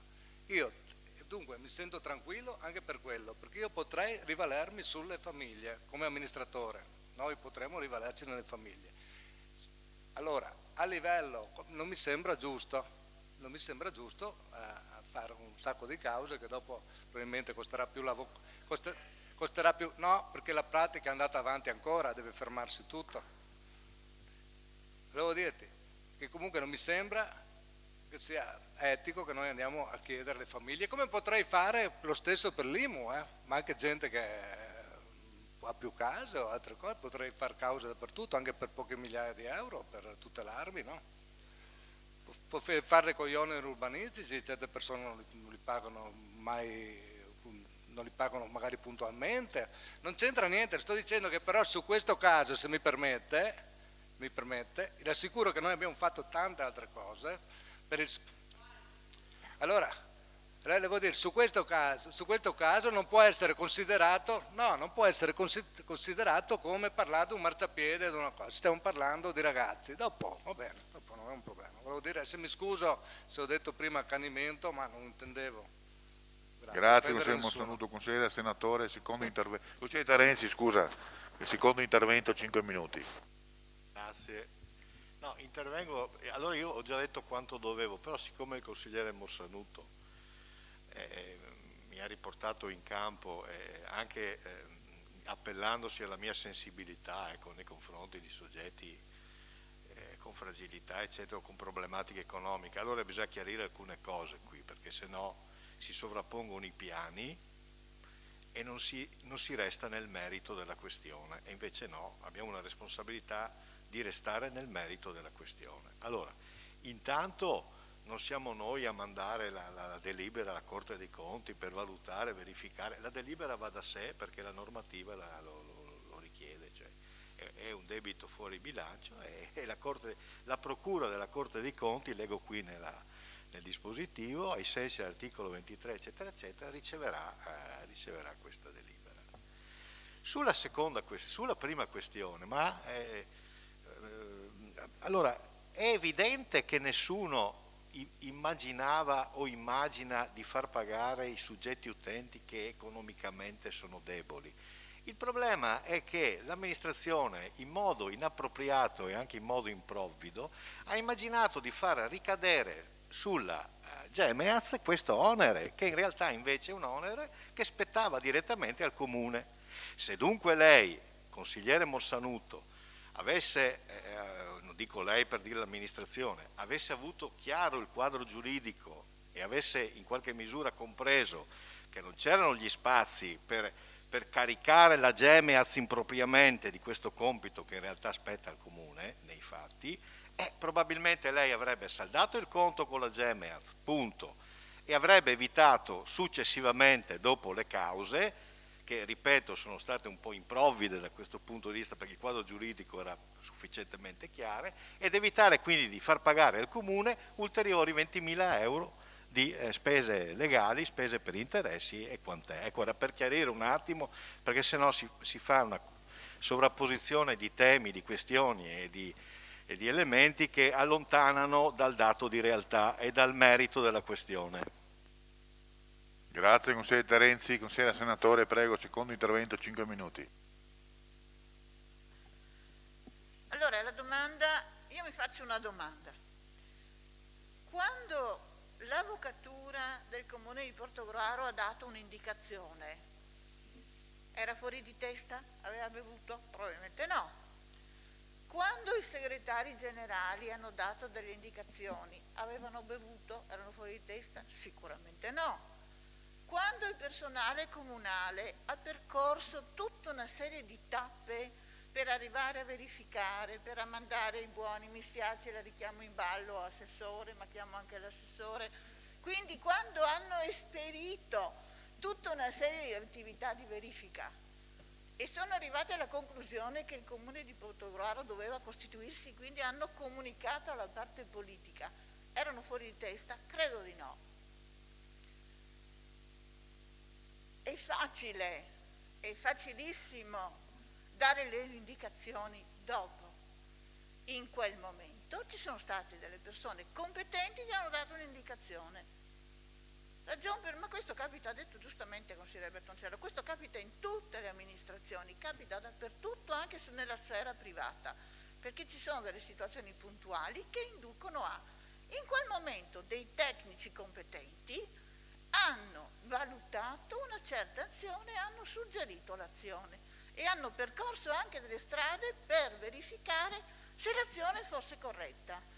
Anzi, io chiederei alla segretaria la cortesia di comunicare o comunque di parlare sia col dottor Ferrari, sia con la dottoressa Miori, sia con l'avvocato Chiaia, ma anche con il personale comunale che se ne è occupato, perché c'era un ufficio scuola, c'erano delle persone anche all'interno dei servizi sociali, perché è vero che i buoni pasto delle persone meno abbienti sono sempre stati pagati, ma perché c'era un capitolo dedicato a ciò. Quindi io direi sarebbe opportuno avere un'informazione, perché ci manca quella stasera, l'informazione di chi materialmente nel Comune di Portogruaro si è occupato di verificare tecnicamente il problema. Perché è facile dirlo dopo siamo tutti bravi, tutti capaci, con una sentenza in mano, ma se quella sentenza fosse stata diversa, come da indicazione dell'avvocatura di allora, probabilmente non saremmo a dire quello che abbiamo detto. Confermo però che in ogni caso,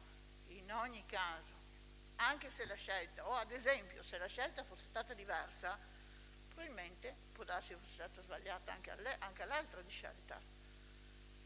Il fatto che il consigliere Terenzi dica che abbiamo arrecato un danno alla Gemers, forse non è neanche vero, perché può darsi che la Gemers non avesse tutte le ragioni, perché se è arrivata a transare, come mi si dice, forse qualche dubbio ce l'aveva. Grazie, consigliere senatore.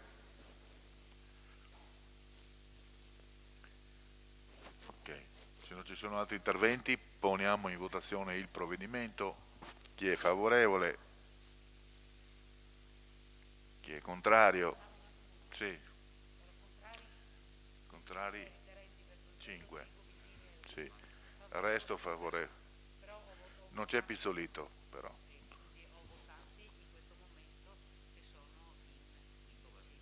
10 voti favorevoli. 10 favorevoli.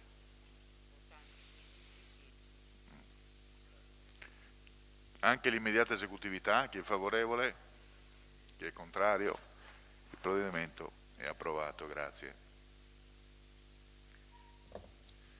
Passiamo ora al quarto punto. Abbiamo 3 interrogazioni presentate tutte dal gruppo Civici Democratici. Partiamo dalla prima, che come sapete vede la lettura, vede la risposta e l'eventuale soddisfazione o meno. Questo prevede l'interrogazione.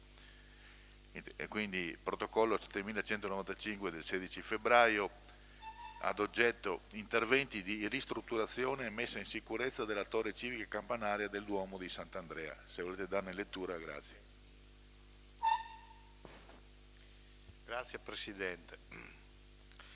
Premesso che la questione degli interventi di ristrutturazione e messa in sicurezza della torre civica campanaria del Duomo di Sant'Andrea ha preso un indirizzo operativo definitivo grazie alla destinazione da parte dell'allora governo Gentiloni e del Ministro dei Beni e delle Attività Culturali e del Turismo Dario Franceschini di oltre 4 milioni di euro, nel quadro di un piano di investimenti del governo di quasi 600 milioni di euro destinati a interventi antisismici volti a tutelare il patrimonio culturale italiano, che l'ultima occasione istituzionale di coinvolgimento del Consiglio Comunale a memoria degli iscriventi, in cui è stata trattata la questione degli interventi di ristrutturazione e messa in sicurezza della torre civica campanaria del Duomo di Sant'Andrea, è stata la seduta della Commissione Quinta tenutasi in data 11/7/2018,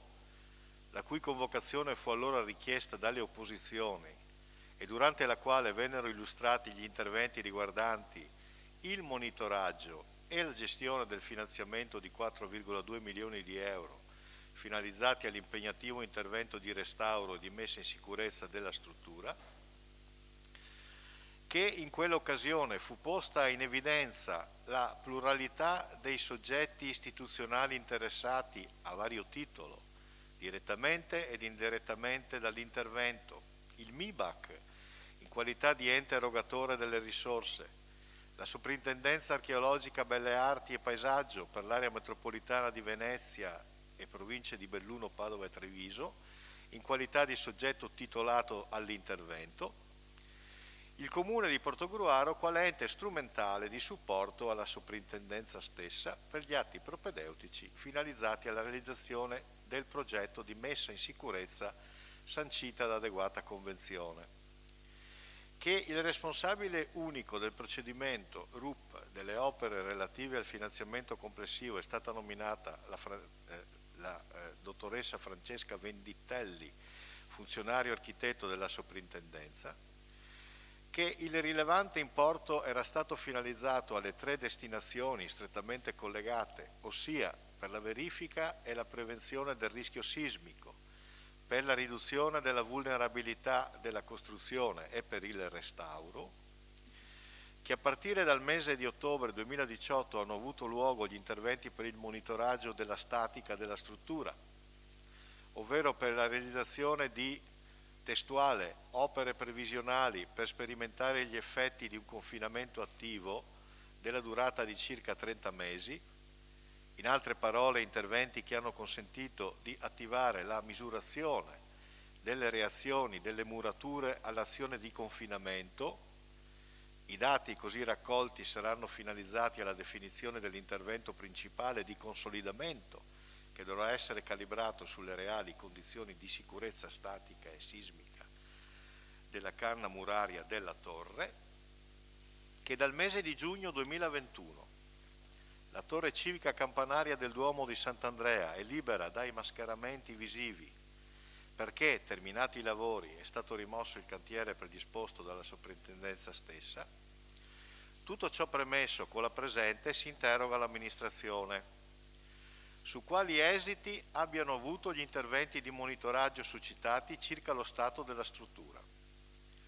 Sullo stato dell'arte circa la prosecuzione degli interventi, ovvero sullo stato della procedura burocratico-amministrativa inerenti alla progettazione e all'attuazione degli interventi per la verifica, la prevenzione del rischio sismico, per la riduzione della vulnerabilità della costruzione e per il restauro.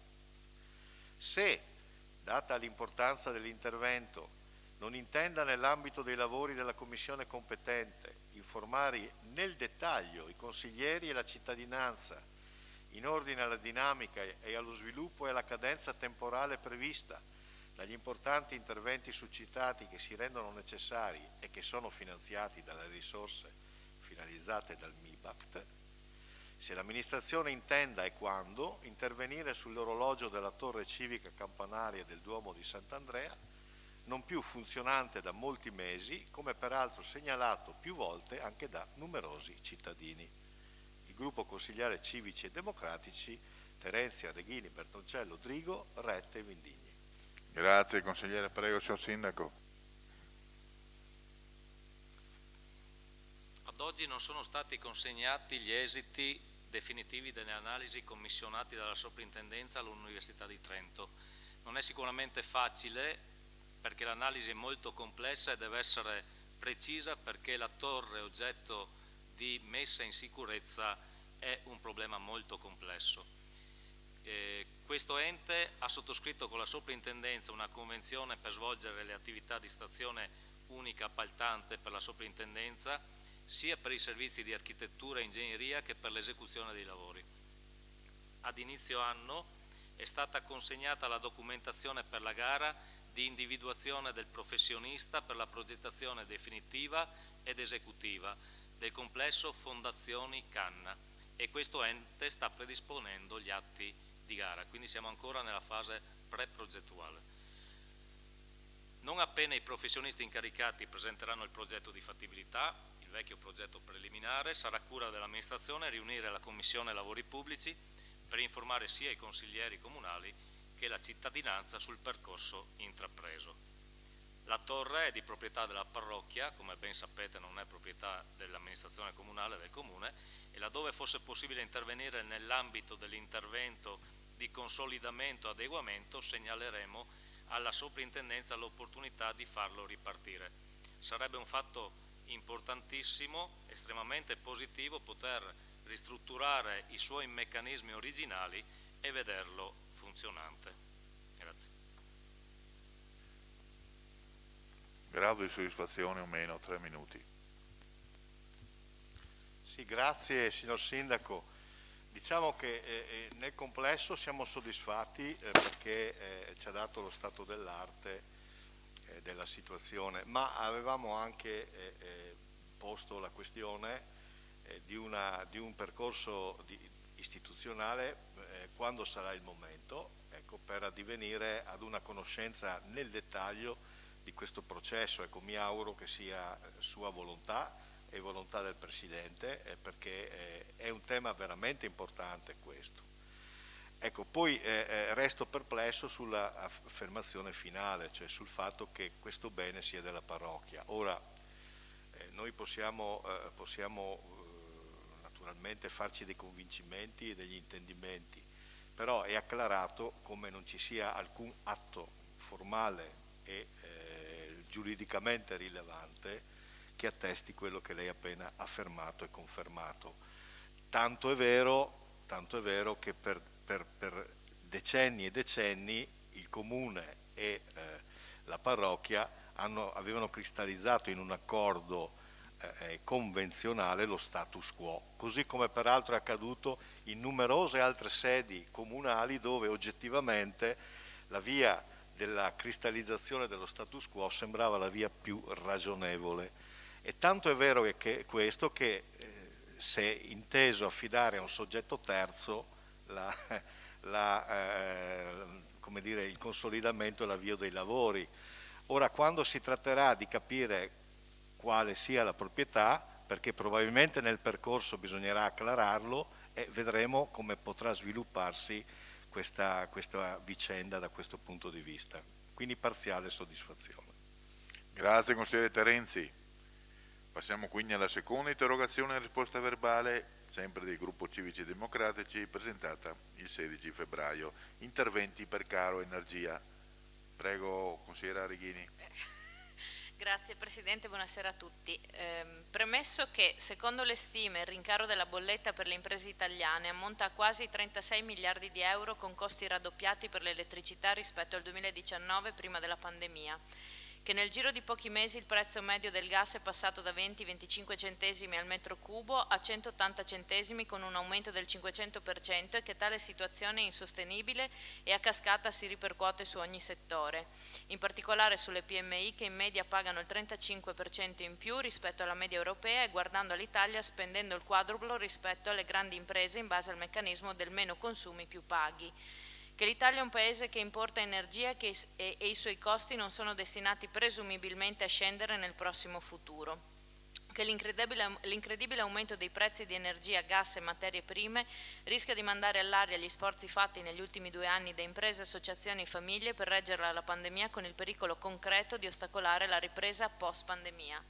Considerato che il caro bollette e gli aumenti dei consumi energetici stanno mettendo in ginocchio i cittadini, le imprese e le associazioni, in particolare quelle che gestiscono impianti comunali, che le associazioni che erogano servizi alle famiglie per sostenere l'aumento delle spese si ritrovano nella condizione di o aumentare i costi dei servizi per le famiglie o di dover chiudere in prospettiva la loro attività, che è necessario considerare le esigenze e i bisogni anche del tessuto associazionistico e definire al più presto sostegni per ammortizzare l'aumento dei costi dell'energia registrati soprattutto nel mantenimento delle strutture sportive, per esempio piscina, campi da gioco e palestre, che anche il settore associazionistico è tra quelli che andrebbero sostenuti urgentemente per ammortizzare l'aumento dei costi dell'energia e tutelare l'apertura delle strutture, alcune delle quali particolarmente energivore come appunto piscine, ma anche campi da gioco e palestre, che il comparto dello sport ha già vissuto 2 anni molto difficili, segnati dalla riduzione del fatturato, dalla diminuzione delle presenze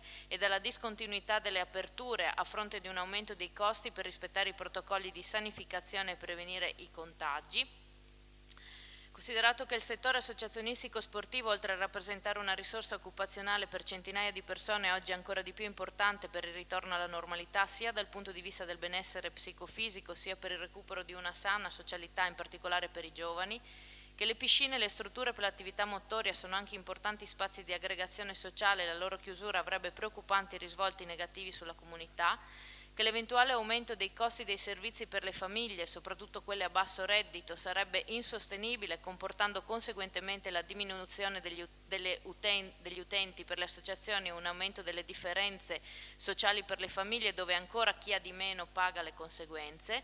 Tutto ciò premesso, chiediamo come l'amministrazione comunale intende affrontare, al di là dei contributi del governo, il caro bollette, gas e energia per associazioni, imprese e famiglie, se ci sono risorse proprie dell'amministrazione previste a bilancio per sostenere le associazioni, le famiglie e le imprese, considerati il rischio concreto di chiusura delle strutture sportive dedicate al tempo libero o la conseguenza dei cospicui rincari dei servizi sportivi e delle attività ludico-motorie sulle famiglie, quali sono gli interventi che l'amministrazione intende mettere in atto per affrontare la situazione.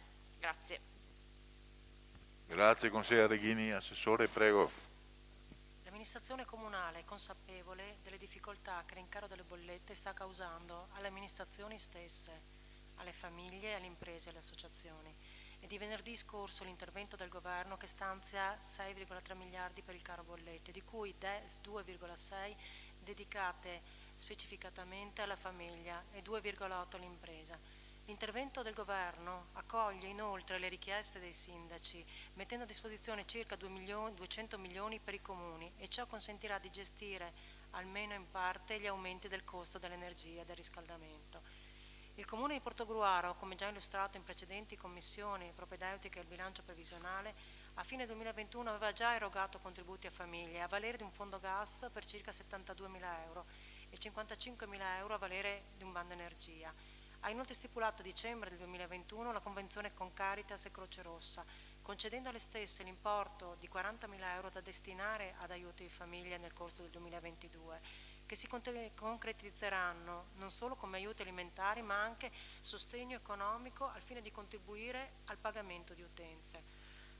Il Comune inoltre ha acquistato buoni alimentari per circa 50.000 euro che verranno distribuiti nel corso del 2022, che permetteranno quindi di aiutare le famiglie in difficoltà, alleggerendo il costo della spesa e consentendo quindi loro di effettuare dei risparmi per far fronte al caro bollette. Oggi sono disponibili nei capitoli di bilancio del Comune l'importo di 54.000 euro, sempre a valere di fondo gas dell'anno precedente, a quali si aggiungeranno le somme del 2022 per circa 60.000 euro. Disponiamo pertanto quindi di una somma superiore a 100.000 euro, 114.000 euro, che verrà utilizzata come per il passato per la gestione di un bando gas e che aiuti quindi e per aiuti direttamente gestiti dagli uffici del sociale. Disponiamo inoltre di un capitolo dedicato all'assistenza economica di 45.000 euro destinato ad aiuti a vario titolo per famiglie in difficoltà economiche. È e sarà sempre nostra cura verificare costantemente se le risorse allocate saranno sufficienti per gestire le difficoltà delle famiglie. Se nel tempo si renderà necessario, provvederemo tempestivamente ad integrarle. Per quanto riguarda le associazioni, e in particolar modo quelle associazioni sportive dilettantistiche che gestiscono gli impianti sportivi e piscine, si segnala sempre che venerdì scorso il Governo ha stanziato 20 milioni con l'obiettivo di erogare anche contributi a fondo perduto per le associazioni e società sportive maggiormente colpite dagli aumenti, con particolare attenzione ai gestori di impianti sportivi e piscine. Per quanto riguarda il Comune di Portogruaro, sono già in programma delle riunioni con i gestori sia delle piscine che dello stadio per un primo confronto. Valuteremo quindi nel corso del prossimo mese con tutte le associazioni le necessità al fine di concordare degli aiuti ad integrazione di quelli statali. Grazie. Ok, prego. Sì, per quanto riguarda le associazioni e il mondo sportivo volevo integrare quanto detto dall'assessore Salvador. Ci sono dei costanti contatti interlocutori col mondo associativo per capire e monitorare l'evolversi della situazione. Ricordo che 2 anni fa sono stati assegnati in base a dei criteri che prendevano in considerazione il disavanzo dei contributi pari a 100.000 euro, quasi tutti assegnati. Per quanto riguarda quest'anno, oltre al caro bollette, si segnala ancora le conseguenze della chiusura che hanno sofferto alcune società in merito alla pandemia. Io l'ho detto a gennaio, anche quest'anno nel bilancio siamo rimasti costanti con le tariffe, nonostante si sia ridotta e contratta ad 1/3 le entrate conseguenti alle chiusure Covid, e con i fondi che avanzano e avremo a disposizione con l'avanzo cercheremo di individuare i criteri più opportuni per assegnarli in maniera omogenea a tutte le associazioni che ne hanno bisogno, magari anche prendendo in considerazione dei criteri non solamente legati al disavanzo ma che vadano a premiare le famiglie più in difficoltà. Grazie Assessore Dalben. Prego, il grado di soddisfazione, prego. Sì, grazie delle risposte. Vorremmo essere aggiornati, visto che comunque gli stanziamenti del governo sono ancora, ovviamente come ha fatto presente l'assessore, sono 200 milioni per tutta Italia, quindi quanto sarà poi di fatto per il Comune di Portogruaro, e comunque considerato che anche per esempio sul gas l'aumento è del 50%, sicuramente credo che toccherà valutare nel tempo qual è l'incidenza, perché già le prime bollette che arrivano mi pare che insomma il peso, l'ha detto anche il consigliere Rodriguez prima, non mi pare che sia esattamente da poco, quindi bisogna ovviamente avere un occhio di riguardo. Per quanto riguarda le associazioni sportive, anche su questo, visto che le state incontrando e che entro il fine, penso per la fine di marzo avrete un'idea di cosa succede anche a loro, magari se c'è giornate anche su questo sarebbe gradito. Grazie. Grazie consigliere Areghini. Veniamo ora all'ultima interrogazione, sempre risposta verbale dei Civici Democratici, lavori per la realizzazione di un centro servizi per anziani nell'ospedale vecchio di Portogruaro. Prego, consigliere Vendi. Premesso che nel febbraio 2021 sono stati avviati i lavori per la realizzazione di un centro servizi per anziani nell'ospedale vecchio di Portogruaro, in via Antonio Spiga, per la realizzazione di una struttura che avrà 2 destinazioni d'uso. Il primo è il vero e proprio nuovo centro servizi per persone anziane non autosufficienti, destinato ad accogliere 60 utenti divisi in 3 nuclei composti ciascuno da 20 stanze da letto singole. Il secondo si configura come un complesso di 36 appartamenti protetti indipendenti dal centro per anziani, i cui residenti potranno comunque usufruire dei servizi e delle attività, che la precedente destinazione programmata in ragione di accordo convenzionale intervenuto fra l'ASL e Comune riguardava invece la realizzazione di 2 presidi sanitari e sociosanitari, ossia l'ospedale di comunità ed una RSA. Che da progetto risulta che il fabbricato esistente su via Spiga sarà conservato, mentre nella parte non storica saranno operate demolizioni dell'esistente con un aumento di cubatura nei limiti previsti dallo strumento urbanistico. Che la Segesta 2000 SRL di Milano, società controllata dal gruppo privato Corian, ha avviato l'intervento autorizzato del Comune di Portogruaro con il permesso di costruire numero 54.659 del 24 dicembre 2020 e che il gruppo Corian, che opera a livello europeo soprattutto in Francia e in Germania con offerta di servizi sociosanitari, nel 2017 ha acquisito dall'ASL 4 Veneto Orientale il comparto dell'ospedale vecchio, su quale vigeva il piano urbanistico attuativo numero 8 di iniziativa pubblica San Giovanni Ospedale Vecchio proposto dalla stessa ASL. Che la variante promossa dalla nuova proprietà Corian, adottata ed approvata tra l'autunno 2019 e la primavera 2020 dal Consiglio Comunale di Portogruaro, ha modificato profondamente il precedente PUA. Il nuovo progetto infatti ha ridotto da 100 a 60 il numero dei posti letto del centro servizi per persone anziane non autosufficienti, prevedendo nel contempo un nuovo complesso di 36 appartamenti protetti indipendenti dal centro per anziani stesso, mentre è stata cancellata del tutto la destinazione a residenza sanitaria assistita, struttura che avrebbe dovuto rivestire una maggiore rilevanza in ambito sanitario.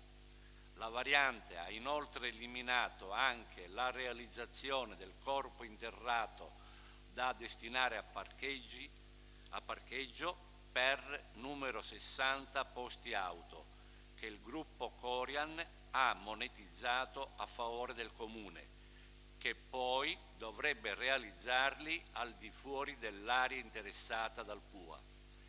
Che il cantiere si trova all'interno di un ambito storico ed architettonico particolarmente rilevante, collegato alla medievale chiesa di San Giovanni e al convento collegato, e che la confraternita di San Tommaso dei Battuti in seguito trasformò in ospedale. Che il cantiere alla data di oggi risulta agli scriventi fermo da diversi mesi. Tutto ciò premesso, chiediamo se il cantiere ha in qualche maniera messo a repentaglio i manufatti storici che insistono sul cantiere, se i lavori sono effettivamente fermi o rallentati e quali sono le ragioni per questo e quali sono i tempi per concludere il progetto. Si ringrazia per l'attenzione prestata il gruppo Civici e Democratici. Grazie. Grazie consigliere Vendigni. Signor Sindaco, prego. Al di là della storia dei riferimenti storici, è una interrogazione molto tecnica questa. In data 24/12/2020 è stato rilasciato il permesso di costruire alla ditta Segesta 2000 SRL per la realizzazione di una struttura in parte adibita a centro servizi per anziani non autosufficienti per 60 posti letto e in parte a 36 mini appartamenti protetti indipendenti dal centro servizi. L'intervento è realizzato a mezzo di restauro e ristrutturazione del complesso ex ospedale vecchio su via Spiga, con demolizione dei corpi edificati più recenti e realizzazione di un complesso edilizio in ampliamento come previsto dalla variante al PUA numero 8 del centro storico, approvata con delibera di giunta comunale numero 50 del 2020 in ambito con vincoli ex legge 1497 del 39 ed ex legge 1089 del 39 in Portogruaro capoluogo. Successivamente veniva comunicato l'inizio dei lavori in data 1 febbraio 2021. Nel merito di quanto richiesto dai consiglieri in questa interrogazione si fa presente che per quanto attiene ai termini per l'esecuzione dei lavori la ditta ha 3 anni di tempo dall'inizio degli stessi, ovvero fino al 1 febbraio 2024, a meno di proroghe ad oggi previste anche dalle disposizioni legislative causa pandemia Covid, altrimenti non ci sarebbe nessuna proroga. L'organizzazione dei lavori e le modalità operative del cantiere ovviamente sono in capo alla proprietà. Non risultano comunicate sospensioni, risultano agli atti delle comunicazioni tra la ditta intestataria del permesso di costruire e la confinante. In particolare, in data 3/5/2021 perveniva la nota indirizzata alla soprintendenza da parte dell'ASL numero 4, confinante proprietario del predetto fabbricato, avente ad oggetto interventi in somma urgenza di cui al fabbricato denominato Chiesa di San Giovanni Evangelista presso l'ex complesso ospedaliero di San Tommaso dei Battuti in Portogruaro, edificio del XV secolo, tutela degli articoli conseguenti, emanato ai sensi della 1089, secondo quanto previsto dal Codice dei Beni Culturali. A questa nota la soprintendenza riscontrava all'ASL numero 4 con risposta del 22/5/2021 come segue. Con riferimento alla nota ai sensi dell'articolo 27 del decreto legge 2004 numero 42 Codice dei Beni Culturali e del Paesaggio, visto il decreto legge del numero 50 del 2016 e sue modifiche e integrazioni, Codice dei Contratti Pubblici e il decreto del Ministero dei Beni, delle Attività Culturali e del Turismo, regolamento concernente gli appalti pubblici e i lavori riguardanti i beni culturali tutelati ai sensi del decreto legge 2004. Questa soprintendenza prende atto di quanto segnalato e pur autorizzando le misure urgenti di messa in sicurezza delle superfici decorate che dovranno essere eseguite sotto la responsabilità del restauratore di beni culturali qualificato ai sensi dell'articolo 29 del decreto legge 42/2004, resta in attesa di ricevere tempestivamente il progetto definitivo a firma dell'architetto abilitato ai sensi dell'articolo 52 del Regio Decreto 2537 del 23 ottobre del 1925 per l'autorizzazione di competenza.